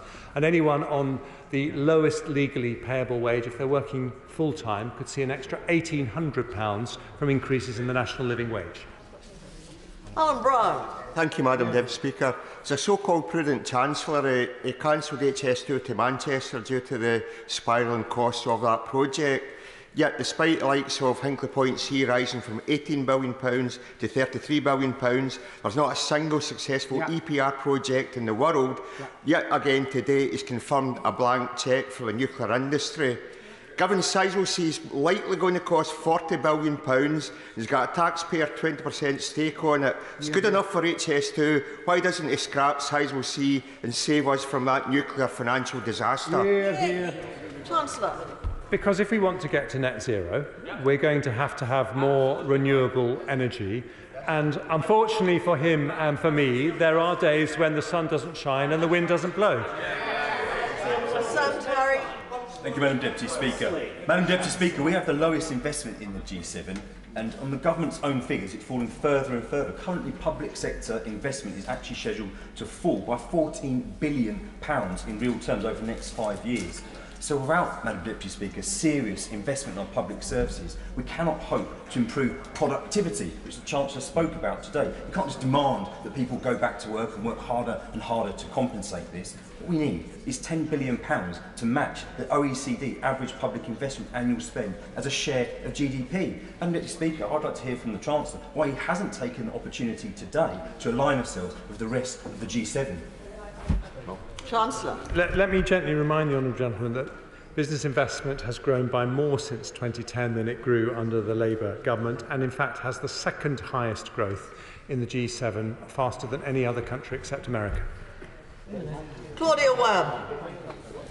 Thank you, Madam Deputy Speaker. The unionised manufacturing base of my constituency has long been diminished. Not replaced by technology innovation and good, decent, modern jobs, but replaced by fast fashion sweatshops and unscrupulous employers, all exploited by brands like Boohoo and retailers who are in a race to the bottom for ever-increasing profits, all whilst their supply chains fail to pay the minimum wage. What action will be taken to regulate and ensure that brands and retailers are held to account for the sustainable outcomes of their products and their supply chains, and wage justice for the people that make their goods, and tackle those British brands and retailers who threaten to seek cheaper labour overseas to avoid paying the new minimum wage that the Chancellor has just announced? Chancellor. Well, if she has any examples at all of people who are not paying the national living wage, who are legally obliged to do so, then she should tell the authorities and we will sort it out. But I would just say to her, when it comes to manufacturing, that we have just overtaken France to become the 8th largest manufacturer in the world. We are making progress in the right direction. The measures announced today will mean we go even further. And the prize for perseverance goes to Deirdre Brock. Thank you, Madam Deputy Speaker. The Chancellor announced £960 million for a new green industries growth accelerator focused on offshore wind, electricity networks, nuclear, CCUS and hydrogen, but failed to mention, or there was certainly no mention within this, of reliable, clean, cheaper energy sources such as tidal or pump storage hydro. Why not? Chancellor. We are always open to investing in new technologies, and in this country we're extremely good at developing them. and we will continue to look at all new opportunities, including things like tidal. Thank you. No, don't go. This is the exciting bit. Under Standing Order number 51, the first motion, entitled Provisional Collection of Taxes, must be decided without debate. Will the Chancellor of the Exchequer please move formally? Formally. The question is that pursuant to Section 5 of the Provisional Collection of Taxes Act 1968, provisional statutory effect shall be given to the following motion. Rates of tobacco products duty, motion number 1, as on the resolution's paper. As many as that opinion say aye. Aye. Of the contrary, no. I think the ayes have it. The ayes have it. Thank you. A point of order, Mr. Cunningham. Thank you very much, Madam Deputy Speaker. During Prime Minister's questions today, I asked the Prime Minister why 34% of children in my constituency lived in poverty. Before the Prime Minister answered, the Home Secretary chose to add in his pennyworth. Yes, I have contacted his office, advising him I plan to name him, but sadly, he's chosen not to be in the chamber. He was seen and heard to say, "Because it's a shithole." I know he is denying being the culprit, but Madam Deputy Speaker, the audio is clear and has been checked and checked and checked again.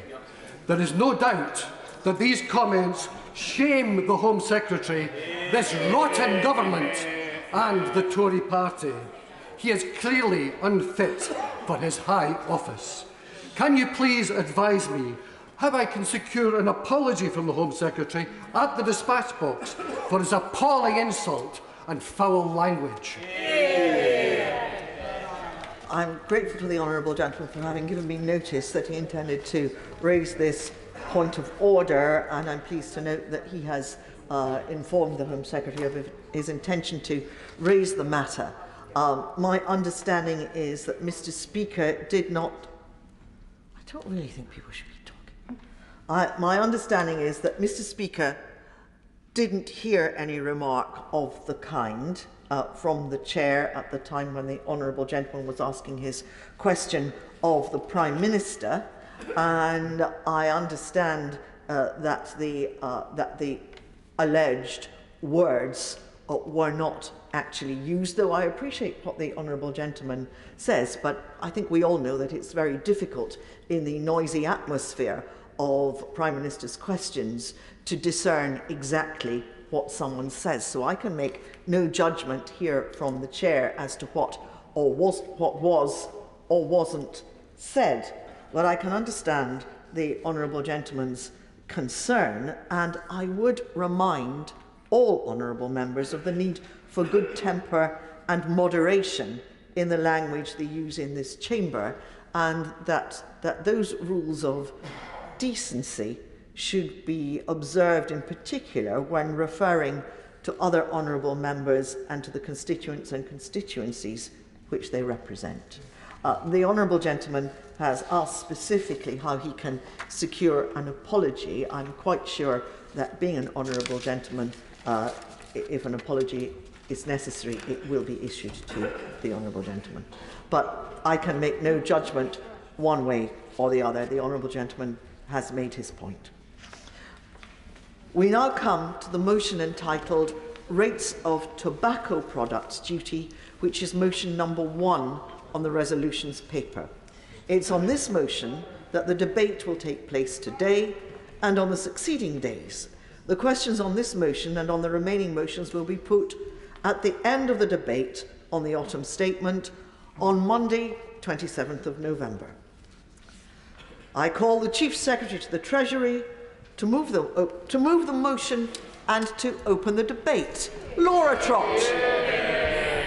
Thank you, Madam Deputy Speaker, and I beg to move the motion in the name of my right honourable friend, the Chancellor. Madam Deputy Speaker, we are in a very different position to the one we were in a year ago as a country. Back then, the OBR and the Bank of England were predicting a recession. We have had growth. Debt was predicted to rise to almost 100% of GDP by the end of the forecast. Now, headline debt is predicted to be more than 5% lower. And rather than falling, average real incomes have risen. Madam Deputy Speaker, none of this has happened by accident. It has happened because of the difficult decisions we have made, which have turned the economy around. And we have learnt the lessons of what happened a year ago at that time, but the party opposite has not. Today, we set out a plan for the economy that will grow our potential, reduce debt and reduce taxes. Yet all Labour want to do is reverse this progress by borrowing £28 billion. It's the same old Labour Party. So let me begin, Madam Deputy Speaker, with what we've achieved. In what has been a difficult few years, let me just make some progress and I'll come back. In what has been a difficult few years for all families up and down this country, we've had to tackle a once-in-a-lifetime global pandemic and another period of global turmoil caused by Putin's invasion of Ukraine and the pressure that's put on energy prices, driving inflation around the world. When the Prime Minister took office, inflation was at 11.1%, but because of the difficult decisions taken by the Prime Minister, the Chancellor and the Bank of England, inflation is now down to 4.6%, a promise delivered. The OBR say that headline inflation will fall to 2.8% by the end of 2024, and we will therefore reach our 2% target by the middle of 2025, something I'm sure the Honourable Lady is about to welcome. I thank the Right Honourable Lady for giving way, and I welcome her to her new post. I hope she has an enjoyable time at the Treasury, as did I when I was at the Treasury. Will she take this opportunity to confirm that figures show, even after today's statement, that this Parliament is the biggest tax-raising Parliament since records began in all of our history, and today's statement doesn't change that? I thank the Honourable Lady for her intervention. I'm sure she'd be interested to know that taxes for the average worker have gone down by £1,000. However, those on higher incomes have had to pay more, something that I'm sure she will agree is the right approach in a difficult period. Now, on growth, in 2010, we were facing the worst recession since World War II, but this Conservative government has turned things around. Since 2010, we've grown our economy faster than many in the G7, faster than France, faster than Germany, faster than Italy, Spain and Japan. And following the pandemic and the energy crisis, which were again predicted to take us into recession, the economy has recovered quicker than previously thought and is now 1.8% larger than its pre-pandemic size, growing faster than Germany. And looking ahead, the economy will continue to grow, boosted by 0.5% through the measures taken in the autumn statement and spring budget. Perhaps most critically of all, Madam Deputy Speaker, debt is down. Now, I know this is something that the opposition front bench are very much concerned about, but reducing debt and borrowing is essential to controlling inflation, keeping mortgage rates down and taxes low. And let me be clear, Madam Deputy Speaker, Labour's plans would send us all the way back to square one. Labour's inflationary £28 billion borrowing commitment will drive up inflation and cause interest rates to spiral. It would hammer families up and down the country and is a fundamental difference between this government and the opposition benches. By contrast, look at what my honourable friend, the Chancellor, has achieved. Before he took the difficult decisions in last year's autumn statement, headline debt was predicted to rise to 99.6% of GDP by the end of the forecast. Labour's approach would see that number rising. But our approach has, in contrast, seen debt predicted to be 5.5 percentage points lower as a proportion of GDP by the end of the forecast. We will therefore meet our fiscal rule to have underlying debt falling as a percentage of GDP in the final year of the forecast, with double the headroom compared to the OBR's March forecast. And it is this headroom which allows us to take the actions we are proposing in the autumn statement. Because, Madam Deputy Speaker, the job is not yet done. Debt and inflation are heading the right way, but we must keep pushing. Whilst growth is better than it could be, it is not as high as it should be. And our solution is not here to simply borrow more, as the Labour Party would. It is to back British business and invest in areas that will create growth. And this is driven by our values: living with our means, protecting the poorest and rewarding work. So we are attracting an extra £20 billion a year from business investment. We are reducing taxes on working people. We are increasing the national living wage to give workers an extra £1,800 a year on average, and we are freezing alcohol duties until August next year. Our announcements to make full expensing permanent means that we have now not just the lowest headline corporation tax rate in the G7, but the most generous capital allowances too. For every £1 million a company invests, they'll get £250,000 off their tax bill at the end of the year. This will make a huge difference to investment, as over 200 business leaders and industry bodies across the country have pointed out. And we can only do this because, in case anybody is in any doubt, this Conservative government has more than halved inflation, met our borrowing rules 3 years early, and we are seeing our debt lower every single year. Meanwhile, our small and medium-sized businesses, which account for more than 99% of private business in this country, remain a backbone of the economy. Our business rate support to save the average independent shop over £20,000. And we continue to back these businesses by extending the 75% business rates discount for retail, hospitality and leisure businesses for another year, and by tackling late payments. We are reforming our welfare system so that it supports those who can't work and helps those who can find work. But the list doesn't end there, Madam Deputy Speaker. With this hard-earned fiscal headroom now secured, we have a final measure to implement: a tax cut for 27 million employed people, worth an average of £450 per year for those employed, and simplifying and cutting taxes for nearly 2 million self-employed people, while protecting the interests of those on the lowest pay by saving self-employed people an average of £350 a year from April. We've always said that when it is responsible to do so, we will cut taxes. And because we keep our word, we are cutting the main rate of employee national insurance from 12% to 10%. That makes somebody on the average salary of £35,000 more than £450 better off. That's something I'm sure the honourable gentleman welcomes. And because we want people to see that benefit on their pay slip soon, we will immediately introduce legislation to bring in this new rate from January 6th. Madam Deputy Speaker, this is the biggest cut to employee and self-employed tax ever, and the biggest tax cuts implemented since 1988. These measures, however, are not by chance. Madam Deputy Speaker, this is what happens when you take tough decisions early, when you take responsibility for those decisions, and when you deliver on them in good time and on budget, as the Prime Minister said we would. Things have been really tough, but the economy is on the right track and a future that's growing brighter. Tax cuts for big businesses to drive investment, tax cuts for smaller businesses to drive growth, tax cuts for self-employed people to reward hard work, and taxes cut for 27 million working people who make our country what it is. As we debate these measures in the next few days, I leave members with a few reflections. We have halved inflation. We have avoided recession.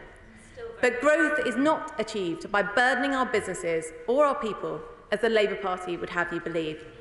So instead, in this autumn statement, we have, and let me repeat this, delivered the biggest ever cut to employee and self-employed tax, the biggest tax cut since 1988.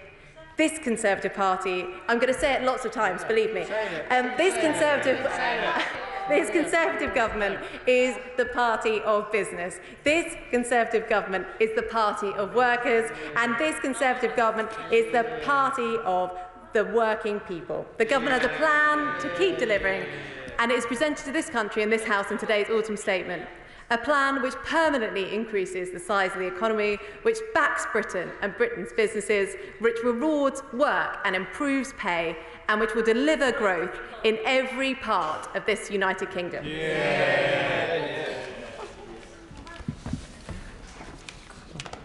The Honourable Lady has surprised me. The question is, motion number 1, as on the resolutions paper. I call the opposition spokesman, James Murray. Thank you, Madam Deputy Speaker. Madam Deputy Speaker, today the Chancellor confirmed what the British people already know. that there is nothing the Conservatives can say or do to hide their 13 years of failure. The members on the government benches may have been patting each other on the back during the Chancellor's statement, but the British people will not be celebrating. After everything we have heard today, taxes will still be at their highest in peacetime. Inflation is now forecast to be higher in the years ahead than it was according to the OBR's forecast in March. Mortgage payments will still be rising for millions as their deals end. And after 13 years of low growth, we are still on a path of decline, with economic growth forecasts for next year slashed by more than half. Nothing the Conservatives have said today will overcome the damage they have done in the last 13 years. Nothing they have said will overcome the cost of living crisis that families across this country are facing. Household incomes, Madam Deputy Speaker, will still be 3.5% lower next year in real terms than pre-pandemic, the biggest hit to living standards on record. Inflation has been upgraded in every year of the forecast period, with prices now set to be 7% higher at the end of the forecast period than the OBR forecast them to be in March. The truth is, working people are worse off under this Conservative government. Yep. Madam Deputy Speaker, I'm sure the Chancellor will want people to focus on his announcement of a cut in the main rate of employee national insurance. But frankly, coming after 25 tax rises in this Parliament alone, it is insulting to suggest the British people will be fooled. Under the Conservatives, the tax burden is set to increase by £4,300 per household. And let's not forget that just 2 years ago, the Chancellor and the now Chief Secretary to the Treasury, who was just speaking, walked through the division lobbies to put national insurance up. They may want to forget that, but the British people will not. It's like the Tories have nicked your car, but expect you to be grateful when they pay for your bus fare home. After 13 years of low growth, and with taxes already at their highest level in over 70 years, the British people will see straight through this government's desperate attempts to woo them. Now, of course, it had been rumoured that the government was planning to cut inheritance tax in the statement. Of course, people want to be able to pass on what they have worked hard for to their children, but in the middle of a cost of living crisis, when families face mortgage costs, prices across the board, and NHS waiting lists all rising, we simply could not understand how the Conservatives saw that tax cut for the wealthiest 4% as a priority. The truth is, it would have been the wrong tax cut. Point of order, Harriet Baldwin.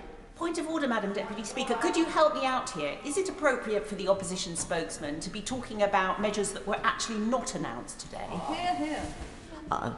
That is a perfectly reasonable point of order, and I'm grateful to the Honourable Lady for raising it. I was listening carefully, and I was beginning to think to myself, that's strange, the Honourable Gentleman is addressing a point which was not in the Chancellor's statement. However, I have not stopped the Honourable Gentleman because this is a... No, I don't need any help, thank you very much.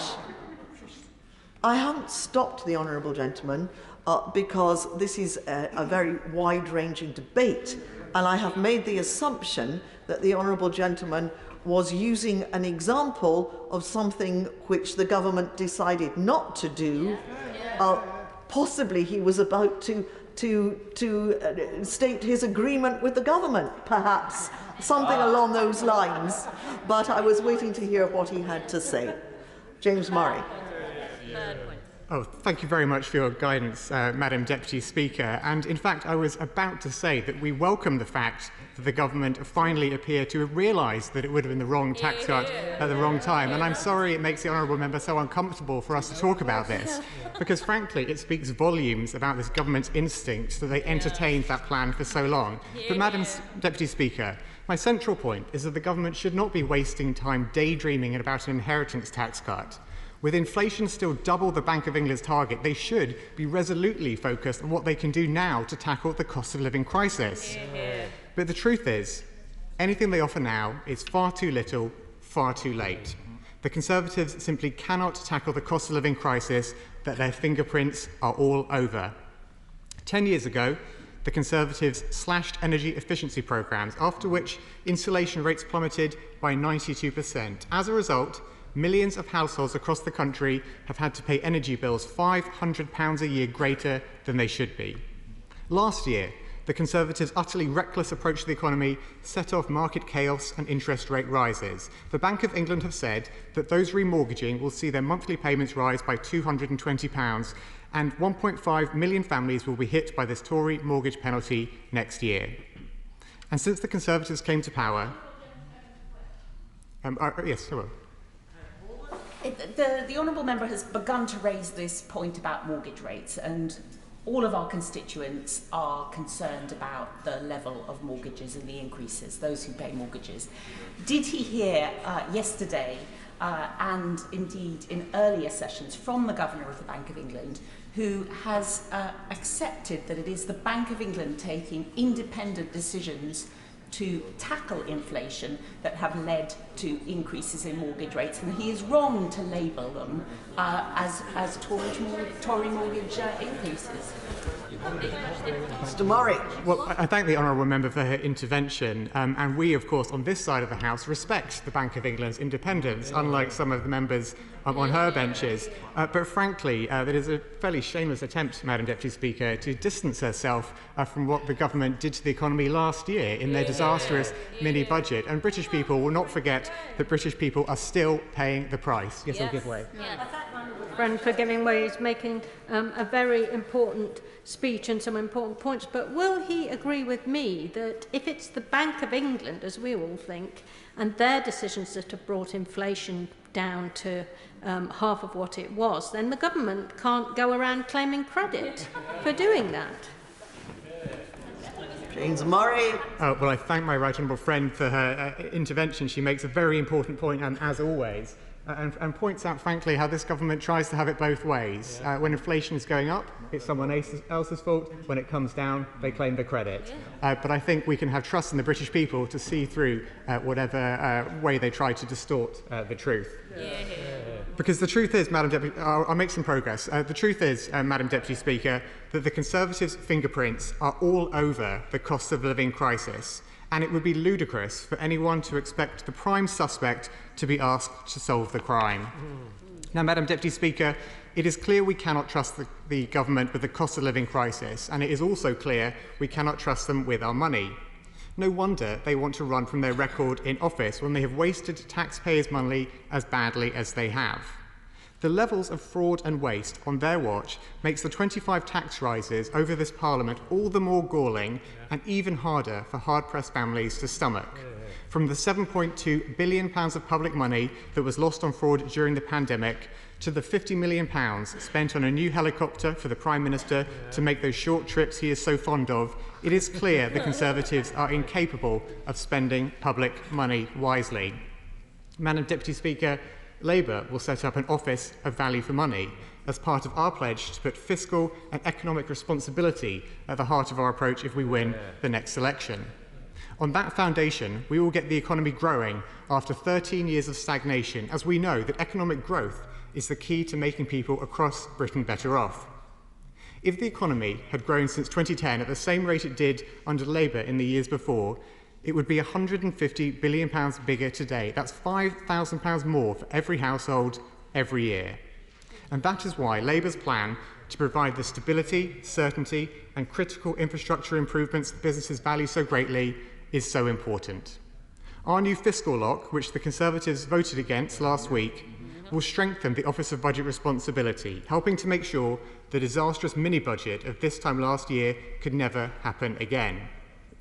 Our new roadmap for business taxation will give businesses from the UK and around the world the certainty and predictability they need to invest in Britain.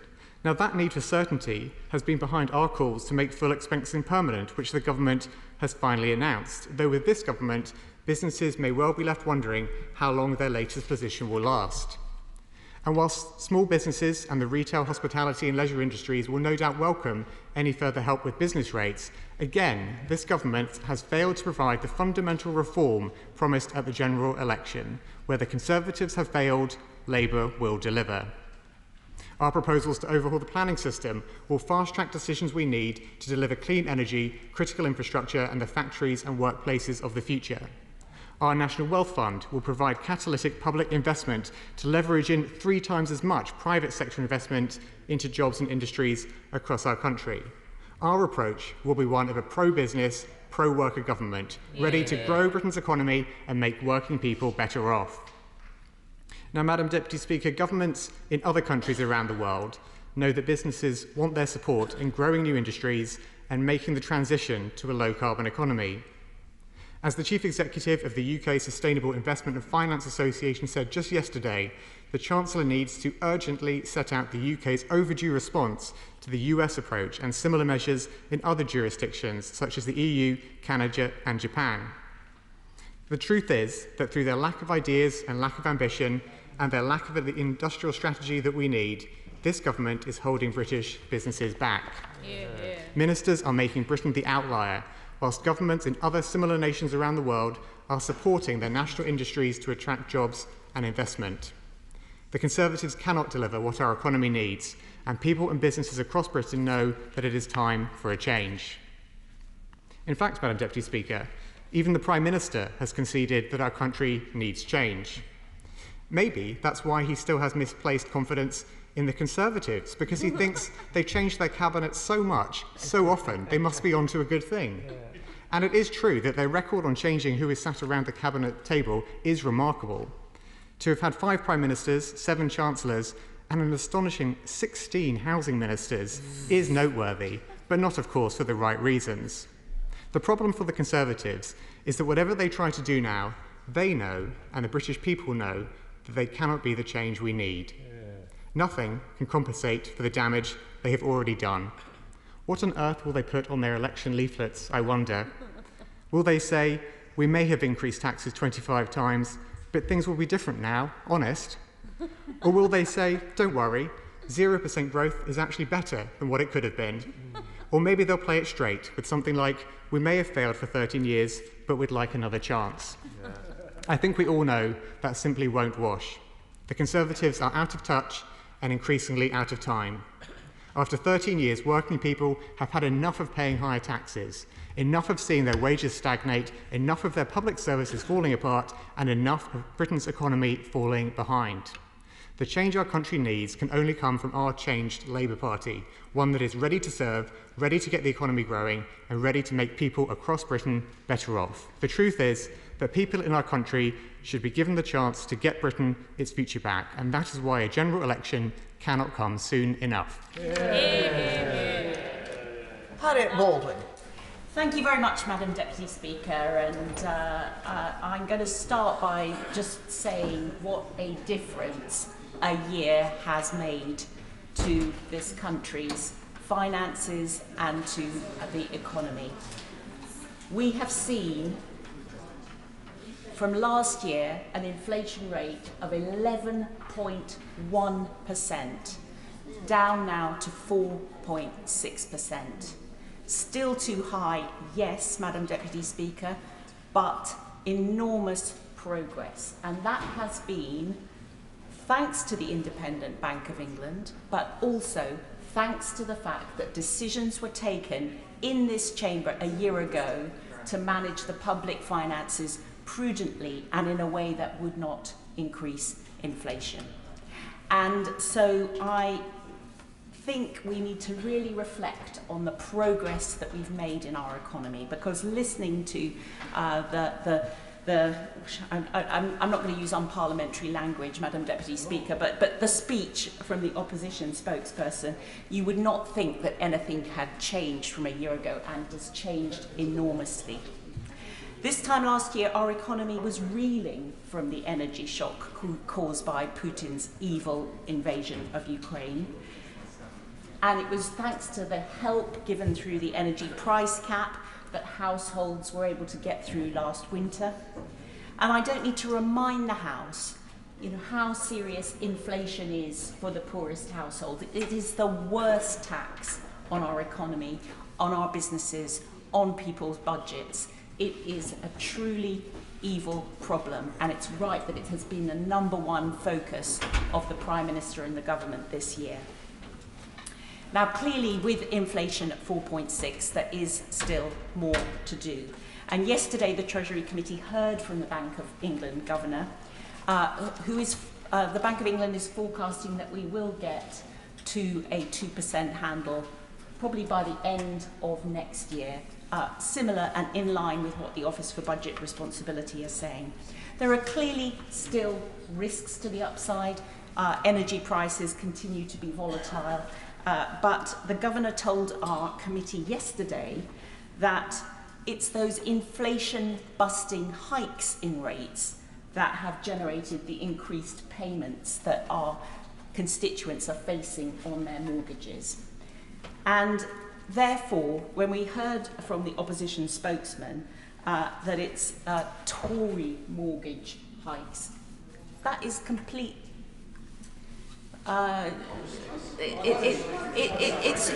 It's just trying to throw mud, Madam Deputy Speaker, trying to make mud stick, and it won't stick. Because I am hopeful that rates are now high enough to bring inflation back down under control. In the analogy that the Bank of England uses, we have marched to the top of Table Mountain. We are now walking across the top of Table Mountain. And if you look at the markets, Madam Deputy Speaker, you can see that they are now forecasting that the next change in rates will actually be a decrease. I give way to the Honourable Gentleman. Very, very grateful to the Right Honourable Lady. I wonder if she remembers the budget of just over a year ago that crashed the economy, that sent interest rates spiralling, that sent mortgage rates up. And let's not forget that there is an interest rate premium in the UK over much of the rest of the Western world, and that's forecast to remain for years to come, because it's simply down to the long-term mismanagement of the UK economy that the Tory government has to take responsibility for. Well, I'm so glad that the Right Honourable Gentleman made that intervention, because it allows me to repeat the point that, of course, I remember that. And, of course, we all saw what happened. And my whole point of my argument is that thanks to the new Prime Minister and the measures the Chancellor took this time last year, exactly those effects have been worked through, and we can see the progress not only in terms of a reduced rate of inflation, but also in terms of the Office for Budget Responsibility today increasing its growth expectations. A year ago it was expecting a recession this year, and now it's forecasting growth. So that the Right Honourable Gentleman exactly makes my point, that we've heard on the record from the Governor that those effects have dissipated and that the year has made all the difference. And I give way to my honourable friend. I thank her for giving way. Does she reflect, like me, on what the US federal rate currently is? And it's actually very similar to our own interest rates. And so some of the explanations opposite might be interested to see how did they affect the US economy?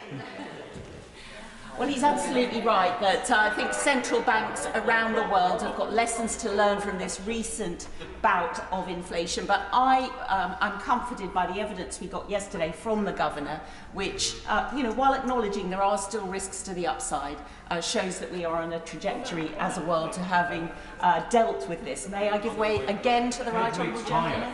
Very grateful to the Right Honourable Lady and of course my honourable friend on the other side, because these are key points. Because, we hear lots today about growth, but the simple fact of the matter is when you look in the rear view mirror, the US has grown at an average rate of about 1% above us over the course of the last decade. And when you look at forecasts for the years to come, they're also higher. So let's get real about what growth looks like and what sustainable economic growth. But the fact remains, UK interest rates are above that of the European Union and have remained above the Western world for most of the last decade and will remain above the rest of the world for many years to come. Well, look, the Right Honourable Gentleman may think it's the right thing for the UK to join the Euro, but I shall fight very strongly against him on that campaign, because I want to return to this theme of what a difference a year makes in terms of the public finances. And it's remarkable to see how the priorities in the autumn statement are being delivered. First of all, reducing debt, something that all of us are very, very keen to reduce on this side of the House. Otherwise, we're just passing on the cost to our children and to our grandchildren. And last year we were forecasting 94.6%, which, Madam Deputy Speaker, still feels very uncomfortably high to me. And that's why I welcome that in today's autumn statement we see debt now falling to 92.7% in the same year. And I encourage the Chancellor to keep on moving in that direction. The challenge now, Madam Deputy Speaker, is to support growth and non-inflationary growth above all. There were 110 measures announced by the Chancellor today. I have to say, I've gone through the small print of the documentation. I don't think I've got to the bottom of all 110 of them yet, but I'm hoping that when we take evidence both from him and from the Office for Budget Responsibility and from independent economists next week, we will get to the bottom of those. But it's welcome to see that the Office for Budget Responsibility is revising growth up this year, and that the measures announced in the budget were done through that lens of making sure that inflation continues to decline. Cutting tax is also a very important priority because it rewards hard work. And it's good to see, once again, Madam Deputy Speaker, that earnings are growing faster than inflation again. That means that households up and down this country are seeing disposable income once again rise. And we all know, Madam Deputy Speaker, that work is the best route out of poverty.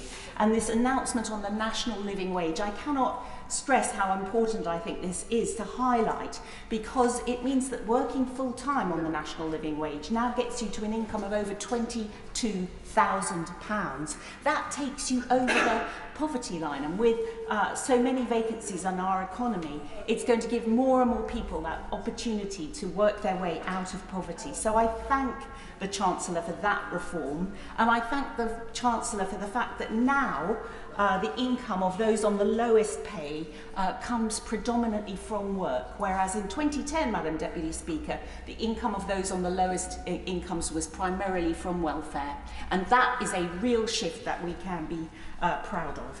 I was pleased to hear measures about the grid in the autumn statement. Building domestic sustainable energy is going to mean that we need to improve our grid, build more renewables, also new nuclear and domestic oil and gas.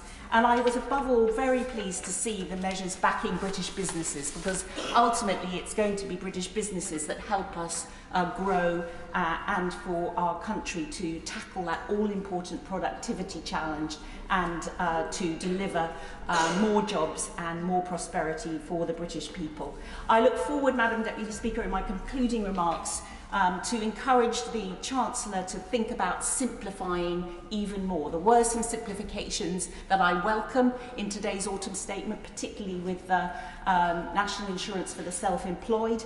I look forward to seeing the detail in terms of the measures that will help our constituents invest their savings and get better rewarded for their pensions by being able to access advice more easily. And measures that the Chancellor can take in terms of the advice guidance boundary will help enormously on that. And I welcome the funding for a world-class education, and schools in my constituency will very much welcome that record level of per pupil funding in real terms. So, Madam Deputy Speaker, in conclusion, I'm delighted to see so many of these measures. I look forward to scrutinising more of them in detail, and I'm particularly pleased that the Chancellor did not heed the opposition's advice to borrow £28 billion more every year. Opposition spokesman, Drew Hendry. Thank you very much indeed, Madam Deputy Speaker. And can I also say it's a pleasure to follow the chair of the Treasury Committee, which I've recently joined, so that's a good thing. Madam Deputy Speaker, I want to concentrate on the choices that have been made by the Chancellor and his government, because government is about choices, it's about choosing priorities, it's about choosing who to help, and of course it's about choosing the future that we want to create. Today the Chancellor chose his priorities, and that choice was to ignore the millions struggling with the cost of living crisis. The OBR have confirmed this afternoon that the UK is still on course for the largest reduction in living standards since the 1950s. Of all of those who are struggling or can't pay their bills or worried about heating their homes, the decision today was pretty much to ignore them. The Chancellor is either offering no comfort or cold comfort. The British Medical Journal warned last month that the cost of living crisis will cut lives short. And his choices mean that the government says to millions, we don't care. He could have looked at VAT cuts, especially in tourism and hospitality, to boost spending and lower inflation. He could have taken action to reduce the level of the energy price cap or introduce an energy social tariff. He hasn't.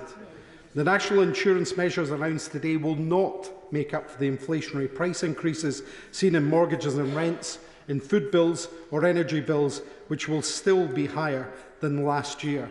I misspoke earlier, Madam Deputy Speaker, when I said that the UK is still paying the highest tax for 7 years. It's paying the highest tax for 70 years.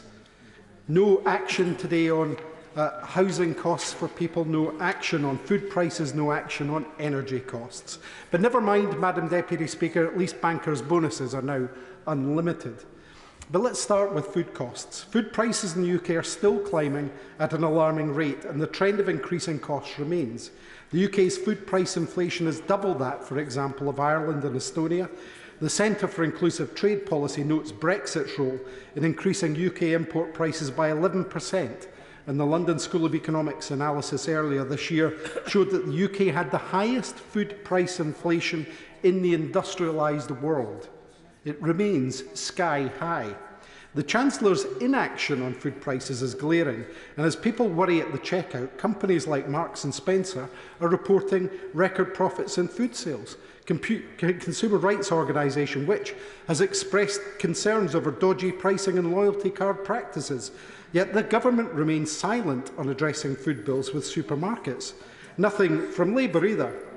For Labour, when they go shopping at Sainsbury, it's for millions in donations. The SNP, Madam Deputy Speaker, are left to fight for families over food costs.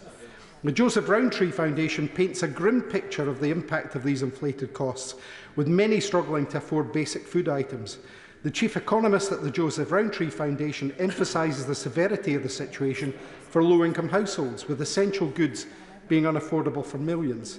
That unaffordability is creeping upwards, with those who previously saw themselves as relatively comfortable now also feeling the squeeze. The Chancellor had a choice. The government could have heeded the Bank of England's warnings about skyrocketing food inflation. They didn't do that.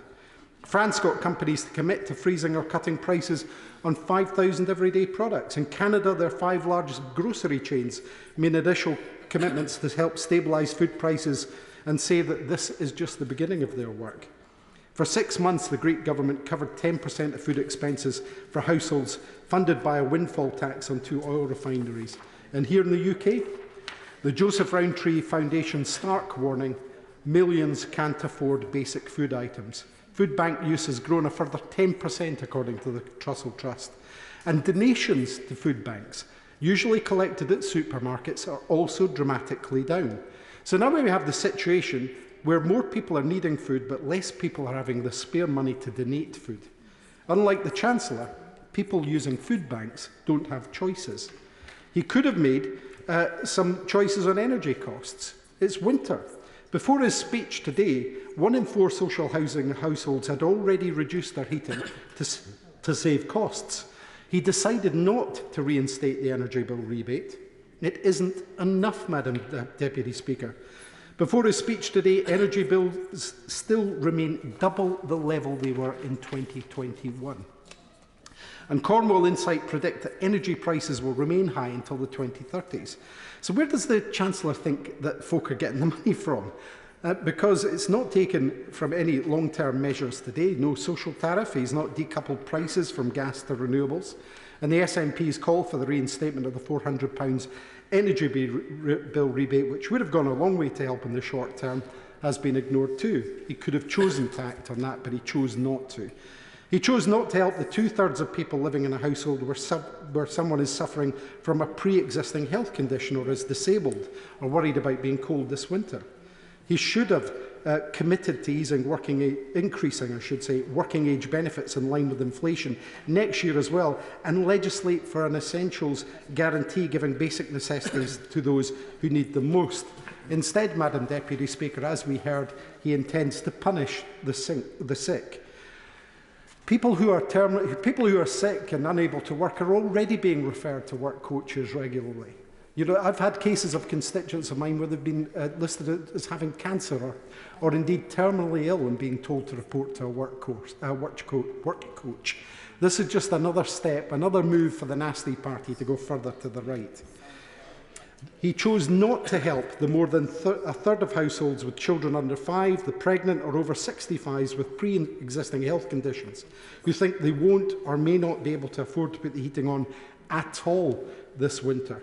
He chose not to help the millions of people already struggling with mounting energy debts. Citizens' advice expect the number of people unable to top up their prepayment meters will be nearly half again higher than in 2022. Meanwhile, National Energy Action found that over a third of adults are expected to struggle to afford to pay their heating bills this winter. He didn't even listen to the pleas of charities, as Ofgem reported that energy debt has reached £2.6 billion, its highest level ever.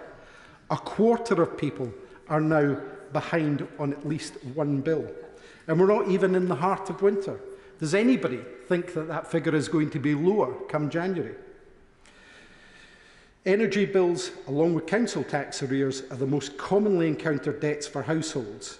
And then there's what that means to the Scottish people. According to Ofgem, Northern and Southern Scotland pay 2 of the 4 highest standing charge rates of all the regions of the UK. Northern and Southern Scotland, you know, Madam Deputy Speaker, these colder rural areas, those energy-rich communities, we get to pay above... Yes, I will give way. I'm grateful to my honourable friend.